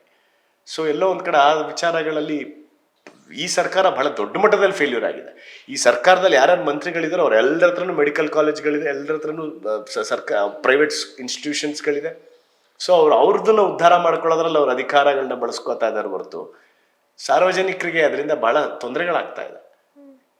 ಆಕ್ಚುಲಿ ನಿಮ್ಮ ಫಸ್ಟ್ ಪಕ್ಷ ಇದ್ದಿದ್ದು ಕೂಡ ಕಾಂಗ್ರೆಸ್ ಅಂತ ಕೇಳ್ಪಟ್ಟೆ, ನೀವು ಫಸ್ಟ್ ಎಂಟ್ರಿ ಆಗಿದ್ದು. ಅದಾದ್ಮೇಲೆ ಬಿಜೆಪಿಗೆ ಹೇಗೆ? ಬಿಜೆಪಿಗೆ ಬಂದು ಆಯ್ತು 20 ವರ್ಷದ ಮೇಲಾಯ್ತು. ನಾವು ಬಹುಶಃ ಯಡಿಯೂರಪ್ಪ ಸರ್ ಅವರು ಡೆಪ್ಟಿ CM ಆದಂಥ ಸಂದರ್ಭದಲ್ಲಿ ಅವರು ಕೊಟ್ಟಂತ ಒಂದಷ್ಟು ಘೋಷಣೆ ಮಾಡಿದಂಥ ಯೋಜನೆಗಳು ಇದನ್ನೆಲ್ಲ ನೋಡಿ ಅದನ್ನ ಮೆಚ್ಚಿ ಬಿಜೆಪಿಗೆ ಬಂದಂಥವ್ರು ನಾವು. ಸೊ ಅವತ್ತಿಂದ ಇಲ್ಲಿವರೆಗೂ ನರೇಂದ್ರ ಮೋದಿ ಸರ್ ಅವ್ರ ಲೀಡರ್ಶಿಪ್ನ ಒಪ್ಪಿ ಬಿಜೆಪಿಗೆ ಬಂದಂಥವ್ರು. ಅವತ್ತಿಂದ ಇಲ್ಲಿವರೆಗೂ ಆ ಎಥಿಕ್ಸಲ್ಲೇ ಇದ್ದೀವಿ. ನನಗೆ ಕಳೆದ ಬಾರಿ ಕೂಡ ಎಷ್ಟೋ ಆಪರ್ಚುನಿಟಿಗಳಿದ್ವು, ಬೇರೆ ಪಾರ್ಟಿಗೆ ಹೋದ್ರೆ ನಾನು ಇನ್ನೊಂದೇನೋ ಒಂದಷ್ಟು ಸ್ಥಾನಮಾನಗಳನ್ನೋ ಇನ್ನೊಂದು ತಗೊಳ್ಳೋವಂಥ ಎಲ್ಲ ಪಾಸಿಬಿಲಿಟೀಸು ಇತ್ತು ನನಗೆ. ಬಟ್ ಆದರೆ ಎಥಿಕ್ಸ್ ಇರಬೇಕು ಪೊಲಿಟಿಕ್ಸಲ್ಲಿ. ಸೊ ಹಾಗಾಗಿ ದಿಸ್ ಇಸ್ ಮೈ ಪಾರ್ಟಿ. ನನಗೆ ಮೊದಲನೇ ಚುನಾವಣೆಯಲ್ಲಿ ಟಿಕೆಟ್ ಕೊಟ್ಟಂಥ ಪಾರ್ಟಿ, ನನ್ನನ್ನು ಪಾರ್ಟಿಗೆ ಬಂದಾಗಿಂದ ಇಲ್ಲಿವರೆಗೂ ಯುವ ಮೋರ್ಚಾ ಅಧ್ಯಕ್ಷನಿಂದ ಹಿಡಿದು ಈಗ ಮೈಸೂರು ಜಿಲ್ಲಾ ಬಿಜೆಪಿ ಉಪಾಧ್ಯಕ್ಷ, ಅದೊಂದು ಸೀನಿಯರ್ ಪೋಸ್ಟ್. ಅದು ಎಷ್ಟೋ ಜನ ಇವತ್ತಿಗೂ ಕೂಡ ಅದನ್ನು ತಗೊಳಕ್ ಒದ್ದಾಡ್ತಾರೆ. ಯಾಕಂದ್ರೆ ನಮ್ಮ ಪಾರ್ಟಿಲಿ ಒಂದು ಸಿಸ್ಟಮ್ ಇದೆ. ನಮ್ಮ ಪಾರ್ಟಿ ಹೆಂಗೆ ಅಂದ್ರೆ, ಕಾಂಗ್ರೆಸ್ ಪಕ್ಷದಲ್ಲಿ 100 ಜನ ಜನರಲ್ ಸೆಕ್ರೆಟರಿಗಳು ಇರ್ತಾರೆ ಒಂದು ಸಿಟಿಗೆ. ನಮ್ಮ ಪಾರ್ಟಿಲಿ ರಾಜ್ಯಕ್ಕಾದ್ರೂ 2-3 ಜನರಲ್ ಸೆಕ್ರೆಟರಿ, ಜಿಲ್ಲೆಗಾದ್ರೂ 2-3 ಜನರಲ್ ಸೆಕ್ರೆಟರಿ. ಸೊ ಅಷ್ಟ್ರ ಮೇಲೆ ಪೋಸ್ಟ್ಗಳು ಕೊಡಲ್ಲ, ಯಾಕಂದ್ರೆ ಅಷ್ಟೇ ಪೋಸ್ಟ್ಗೆ ಜವಾಬ್ದಾರಿನ ಜಾಸ್ತಿ ಕೊಡ್ತಾರೆ. ಸೊ ಜಿಲ್ಲಾ ಉಪಾಧ್ಯಕ್ಷ ಅನ್ನೋ ಒಂದು ಸ್ಥಾನನ ನನ್ನ ಪಾರ್ಟಿ ನನಗೆ ಕೊಟ್ಟಿದ್ದಾರೆ, ಅದು at the young age. So I am always grateful to my party.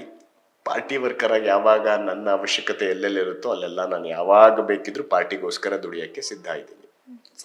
In case ಈಗ ನೀವು CM ಆದ್ರೆ ಏನೆಲ್ಲ ಬದಲಾವಣೆ ತರಬಹುದು? ಬಹುಶಃ ಅಷ್ಟು ದೂರ ನಾನಿನ್ನ ಯೋಚನೆ ಮಾಡಿಲ್ಲ. ಬಟ್ ನಾನೊಬ್ಬ ಶಾಸಕನಾಗಬೇಕು ಅನ್ನೋ ಆಸೆ ಅಂತೂ ನನಗೆ ತುಂಬಾ ಇದೆ. ಕ್ಷೇತ್ರ ಮೊದಲನೇದು ಟಿ ನರಸೀಪುರ ಕ್ಷೇತ್ರ, ಅಲ್ಲಿಯ ಚಿತ್ರಣನ ಬದಲಾಯಿಸಬೇಕು ಅನ್ನೋದು ನನ್ನ ಮೊದಲನೇ ಆಸೆ. ಯಾಕಂದ್ರೆ ನಮ್ಮೂರನ್ನ ಮೊದಲು ನಾವು ನಾವು ಸ್ವಚ್ಛ ಮಾಡ್ಕೋಬೇಕು, ನಮ್ಮೂರನ್ನ ಮೊದಲು ನಾವು ಸರಿಪಡಿಸ್ಕೋಬೇಕು, ಆಮೇಲೆ ನಾವು ದೊಡ್ಡದ್ರ ಬಗ್ಗೆ ಯೋಚನೆ ಮಾಡಬೇಕು.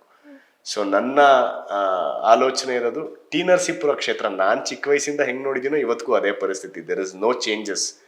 ಅಲ್ಲಿಂದ ಗೆದ್ದಿರ್ತಕ್ಕಂಥವ್ರು 6 ಬಾರಿ 7 ಬಾರಿ ಗೆದ್ದಿರೋರು, 4 ಬಾರಿ 3 ಬಾರಿ ಮಿನಿಸ್ಟ್ರಿಗಳಾಗಿರ್ಬೋದು. ಮತ್ತೆ ಅವ್ರದೇ ಒಂದಷ್ಟು ಪಟಾಲಂ ಇದೆ. ಅವ್ರುಗಳು ಮಾತ್ರ ತಾಲೂಕ್ ಪಂಚಾಯತಿ ಜಿಲ್ಲಾ ಪಂಚಾಯತಿ ಮೆಂಬರ್ಗಳಾಗಿ, ಅವ್ರುಗಳು ಮಾತ್ರ ನಿಗಮ ಮಂಡಳಿಗಳ ಸದಸ್ಯರುಗಳಾಗಿ, ನಾಮನಿರ್ದೇಶಿತ ಸದಸ್ಯರುಗಳಾಗಿ ಅವ್ರವ್ರ ಹೊಟ್ಟೆ ಮಾತ್ರ ತುಂಬಿದೆ ಹೊರತು ಕ್ಷೇತ್ರದ ಎಷ್ಟೋ ಸಮಸ್ಯೆಗಳು ಇವತ್ತಿಗೂ ಬಗೆಹರಿದಿಲ್ಲ. ಸೊ ನನ್ನ ಫಸ್ಟ್ ವಿಷನ್ ಇಸ್, ನನಗೆ ಯಾವತ್ತಾದ್ರೂ ಅವಕಾಶ ಸಿಕ್ಕಿದ್ರೆ ಟಿ ನರಸೀಪುರದ ಚಿತ್ರಣನ ಬದಲಾಯಿಸಬೇಕು ಅನ್ನೋದು ನನ್ನ ಆಸೆ.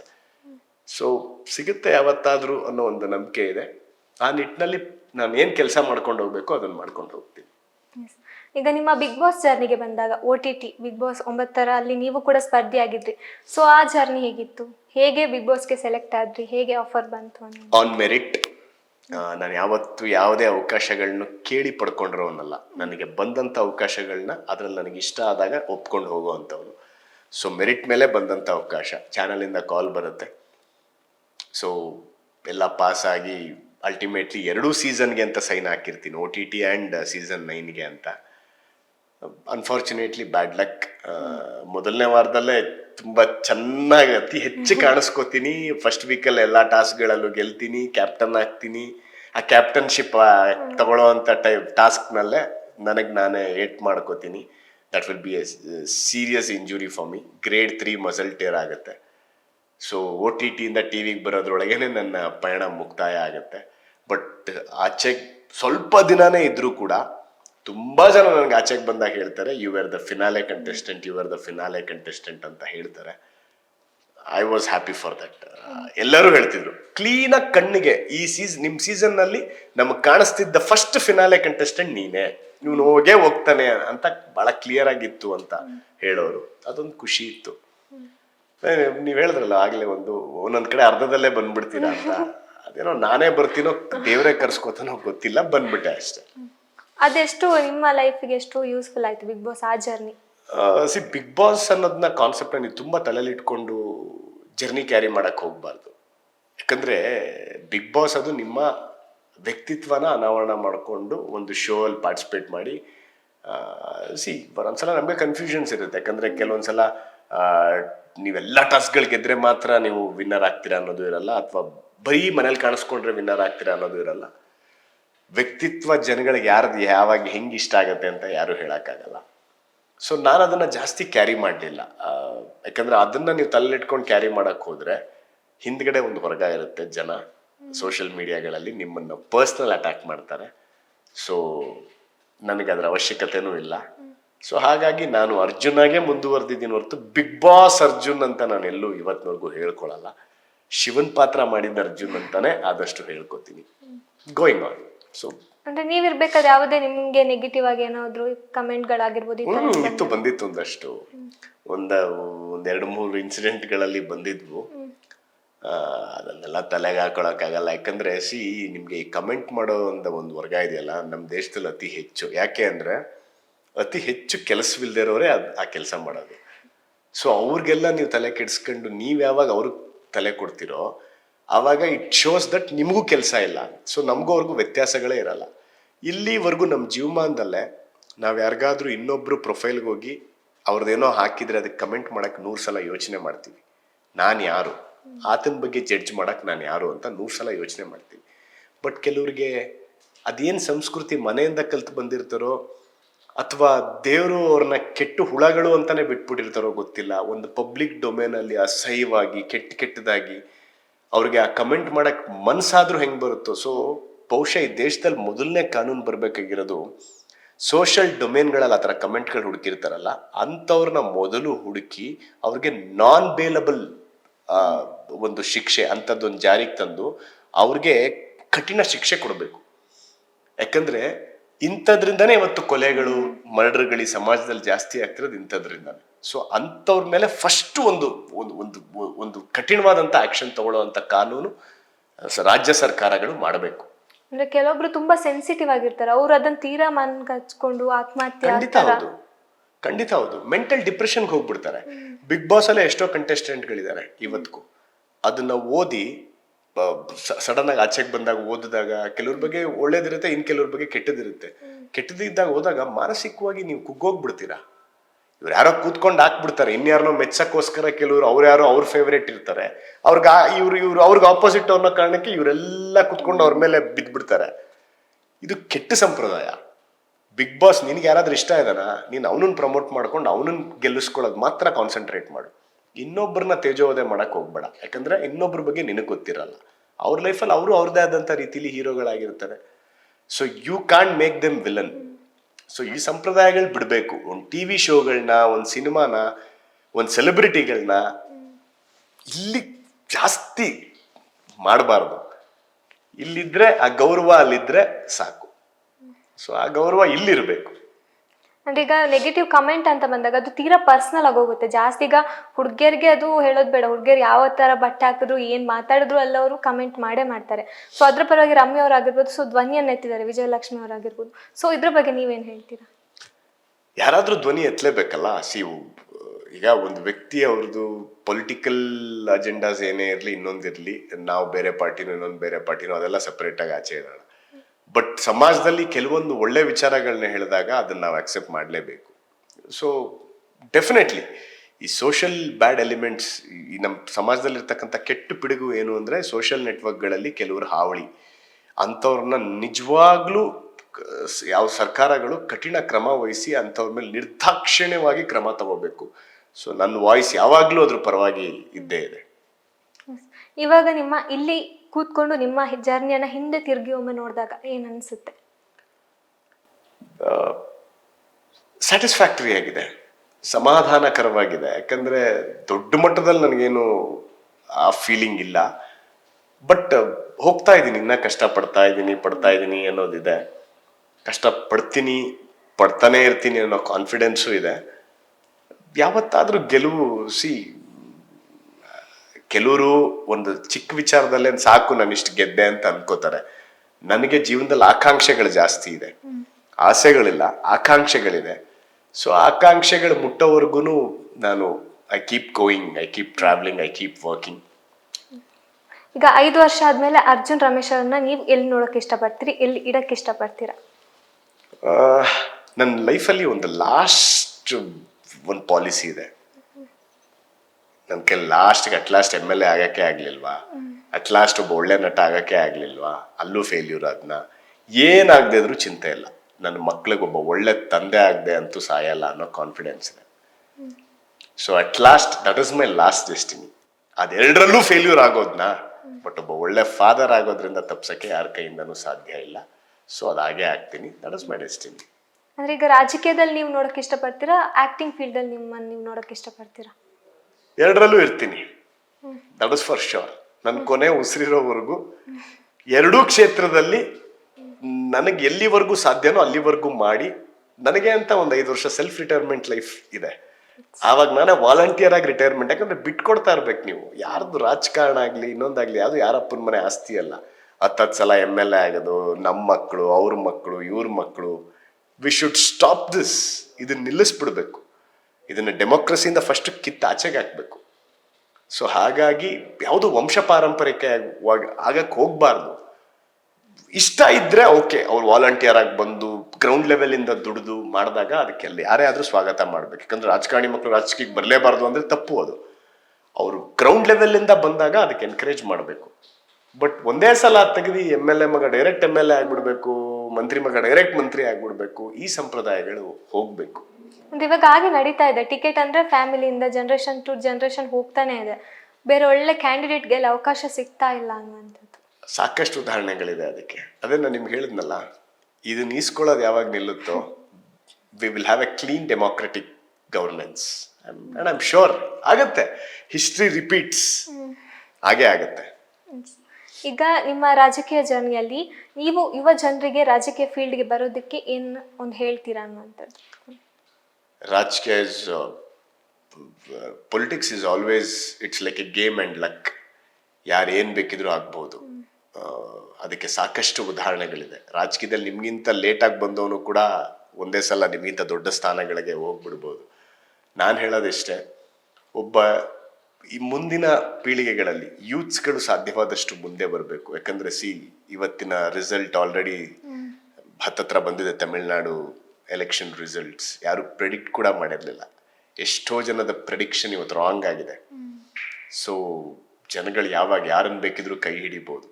ಸೊ ಹಾಗಾಗಿ ಅಂಥ ಅವಕಾಶಗಳು, ಅಂಥ ಲಕ್ಕಲ್ಲಿ ಯಾವಾಗ ಅವಕಾಶ ಸಿಗುತ್ತಲ್ಲ, ಅವಾಗ ಜನಗಳ ಆಸೆನ ಈಡೇರಿಸೋ ಮೊದಲನೇ ಕೆಲಸ ಮಾಡಿ, ಆ ಜನಗಳ ಆಕಾಂಕ್ಷೆಗಳನ್ನ ಈಡೇರಿಸೋ ಅಂಥ ಕೆಲಸಗಳು ಮೊದಲು ಮಾಡಿ, ಆದಷ್ಟು ಪಬ್ಲಿಕ್ಸ್ ಲೈಫ್ನ ಸುಧಾರಿಸೋ ಅಂಥ ಒಂದಷ್ಟು ಯೋಜನೆಗಳನ್ನ ತಂದಾಗ ಮುಂದಿನ ಭವಿಷ್ಯಗಳು ಚೆನ್ನಾಗಿರುತ್ತೆ.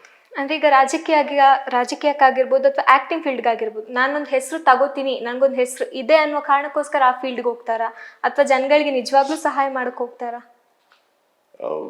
ನೀವು ಹೇಳ್ದಂಗೆ ಈ ಪ್ರಪಂಚದಲ್ಲಿ ಬೇಗ ಫೇಮ್ ಬರೋದಕ್ಕೆ ಎರಡೇ ಫೀಲ್ಡ್, ಒಂದು ರಾಜಕಾರಣ, ಒಂದು ಸಿನಿಮಾ. ಇದೆರಡೂ ಇದ್ದಾಗ ಏನಾಗುತ್ತೆ ಅಂದ್ರೆ ನಿಮಗೆ ಎಲ್ಲ ಕೈಲಿದೆ ಅನ್ನೋ ತರ ಫೀಲ್ ಬಂದ್ಬಿಟ್ಟಿರುತ್ತೆ. ಅದಿರಬಾರ್ದು. ಆ ಮನಸ್ಥಿತಿಗಳನ್ನ ಆಚೆಗೆ ಬಿಡಬೇಕು. ಇವೆರಡೂ ಫೀಲ್ಡು ಕೂಡ ಕಲೆ ಫೀಲ್ಡ್. ಅದು ನೀವು ಕಲೆನ ಗೌರವಿಸೋವಂಥ ಕೆಲಸ. ಒಬ್ಬ ನಿಮ್ಮನ್ನ ಜನಗಳ ನಟನಾಗಿ ನೆಚ್ಕೊಂಡಿದ್ದಾರೆ ಅಂದ್ರೆ ಅದು ನಿಮ್ಮ ಅಭಿನಯಕ್ಕೆ. ಸೊ ಹಾಗಾಗಿ ನಿಮ್ಮ ಹೊರಗಿನ ನಡವಳಿಕೆ ಕೂಡ ಅದೇ ರೀತಿ ಇರಬೇಕು. ಯಾಕಂದ್ರೆ ಜನಗಳಿಂದನೇ ನಮ್ಗೆ ಆ ಫೇಮ್ ಬಂದಿರುತ್ತೆ. ನೀವು ಒಬ್ಬ ಯಾರೋ ಸೆಲ್ಫಿ ಕೇಳಿದಾಗ ಅವ್ರ ಹತ್ರ ಗಾಂಚಲಿಗಳು ಇನ್ನೊಂದುಗಳು ಮಾಡಿದಾಗ ಅವ್ರ ಮನಸ್ಸಿನಲ್ಲಿ ವಿಲನ್ ಆಗಿ ಉಳ್ಕೊಂಡ್ಬಿಡ್ತೀರ.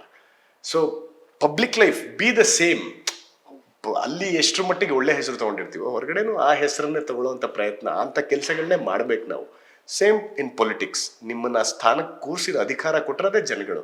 ಮೊದಲು ಅವ್ರಿಗೆ ಲಭ್ಯರಾಗಿ, ಹಾಗಾಗಿ ಅವ್ರಿಗೆ ನೀವು ಆಕ್ಸೆಸ್ ಇರಬೇಕು. ಅವ್ರಿಗೆ ಸಿಗೋವಂಥ ಕೆಲಸಗಳಾಗಬೇಕು. ಅವ್ರ ಕಷ್ಟಗಳನ್ನ ಸ್ಪಂದಿಸೋ ಅಂಥ ಕೆಲಸಗಳಾಗಬೇಕು. So this both are like god's gifted profession. ಅದು ದೇವರು ನಿಮಗೆ ಕೊಟ್ಟಿರುವಂಥ ಪ್ರೊಫೆಷನ್ಗಳದು ಅದೆರಡೂ ಕೂಡ. ಸೊ ಹಾಗಾಗಿ ಅದ್ರ ಸದ್ಬಳಕೆನ ನಾವು ಎಷ್ಟು ಅಚ್ಚುಕಟ್ಟಾಗಿ ಅದ್ಭುತವಾಗಿ ಮಾಡ್ಕೋತೀವೋ ಮುಂದಿನ ಫ್ಯೂಚರ್ ಚೆನ್ನಾಗಿರುತ್ತೆ ಅಂತ ನಾನು ಅನ್ಕೊಂಡಿದ್ದೀನಿ. ಈಗ ಇಷ್ಟೊತ್ತು ನಮ್ಮ ಜೊತೆ ಇದ್ರಿ, ನಿಮ್ಮ ಕೆಲವೊಂದು ಅನುಭವಗಳನ್ನಾಗಿರ್ಬೋದು, ನಿಮ್ಮ ಲೈಫ್ ಜರ್ನಿ ಬಗ್ಗೆ ನಮ್ಮ ಜೊತೆ ಹಂಚ್ಕೊಂಡ್ರಿ. ಸೊ ಕಡೆದಾಗಿ ವೀಕ್ಷಕರಿಗೆ ಏನು ಹೇಳ್ತೀರಾ? ವೀಕ್ಷಕರಿಗೆ ಆಲ್ವೇಸ್ ಲೈಫನ್ನ ಕೂಲಾಗಿ ತಗೊಳ್ಳಿ. ಯೋಚನೆಗಳನ್ನ ಬದಿಗಿಡಿ. ಅತಿ ಹೆಚ್ಚು ಯೋಚನೆ ಮಾಡೋದು ಒಳ್ಳೆಯದಲ್ಲ. ಆ್ಯಂಡ್ ಕಲಾವಿದರನ್ನಾಗಿ ಮಾತ್ರ ನೋಡಿ. ತುಂಬ ಹೊತ್ಕೊಂಡು ಮೆರೆಸಿ ಲಾಸ್ಟ್ಗೆ ಎಲ್ಲೋ ಅವರಿಂದ ಒಂದು ಸಣ್ಣ ತಪ್ಪಾದಾಗ ನಿಮ್ಮ ನಿರೀಕ್ಷೆಗಳೆಲ್ಲ ಹುಸಿಯಾಗೋಯ್ತು ಅಂತ ಅವ್ರು ಒಂದೇ ಸಲ ಡೌನ್ಫಾಲಿಗೆ ಬಿಸಾಕಕ್ಕೆ ಹೋಗಬೇಡಿ. ಸೊ ಎಷ್ಟು ಬೇಕೋ ಅಷ್ಟಕ್ಕೆ ತಗೊಳ್ಳಿ. ನಿಮ್ಮ ಬೆಸ್ಟ್ ಲೀಡರ್ಸ್ಗಳನ್ನ ಆಯ್ಕೆ ಮಾಡ್ಕೊಳ್ಳೋದ್ರಲ್ಲಿ ಯಾವತ್ತೂ ಎಡವಬೇಡಿ ಅನ್ನೋ ಮಾತನ್ನ ನಾನು ಹೇಳಕ್ಕೆ ಇಷ್ಟಪಡ್ತೀನಿ. ಎಸ್, ನೋಡಿದ್ರಲ್ಲ ವೀಕ್ಷಕರೇ, ಇಷ್ಟೊತ್ತು ನಮ್ಮ ಜೊತೆ ಇದ್ದು ಅವರ ರಾಜಕೀಯ ಜರ್ನಿ ಆಗಿರ್ಬೋದು, ಸಿನಿಮಾದಾಗಿರ್ಬೋದು, ಧಾರಾವಾಹಿಗಳ ಜರ್ನಿ ಆಗಿರ್ಬೋದು ನಮ್ಮ ಜೊತೆ ಪ್ರೀತಿಯಿಂದ ಹಂಚಿಕೊಂಡಿದ್ರು. ಸೊ ಇನ್ನೊಂದಿಷ್ಟು ಗೆಸ್ಟ್ಗಳ ಜೊತೆ ಮುಂದಿನ ಸಂಚಿಕೆಯಲ್ಲಿ ನಾನು ಬರ್ತೀನಿ. ಅಲ್ಲಿ ತನಕ ನೋಡ್ತಾ ಇರಿ ನ್ಯಾಷನಲ್ ಟಿವಿ. ಧನ್ಯವಾದಗಳು.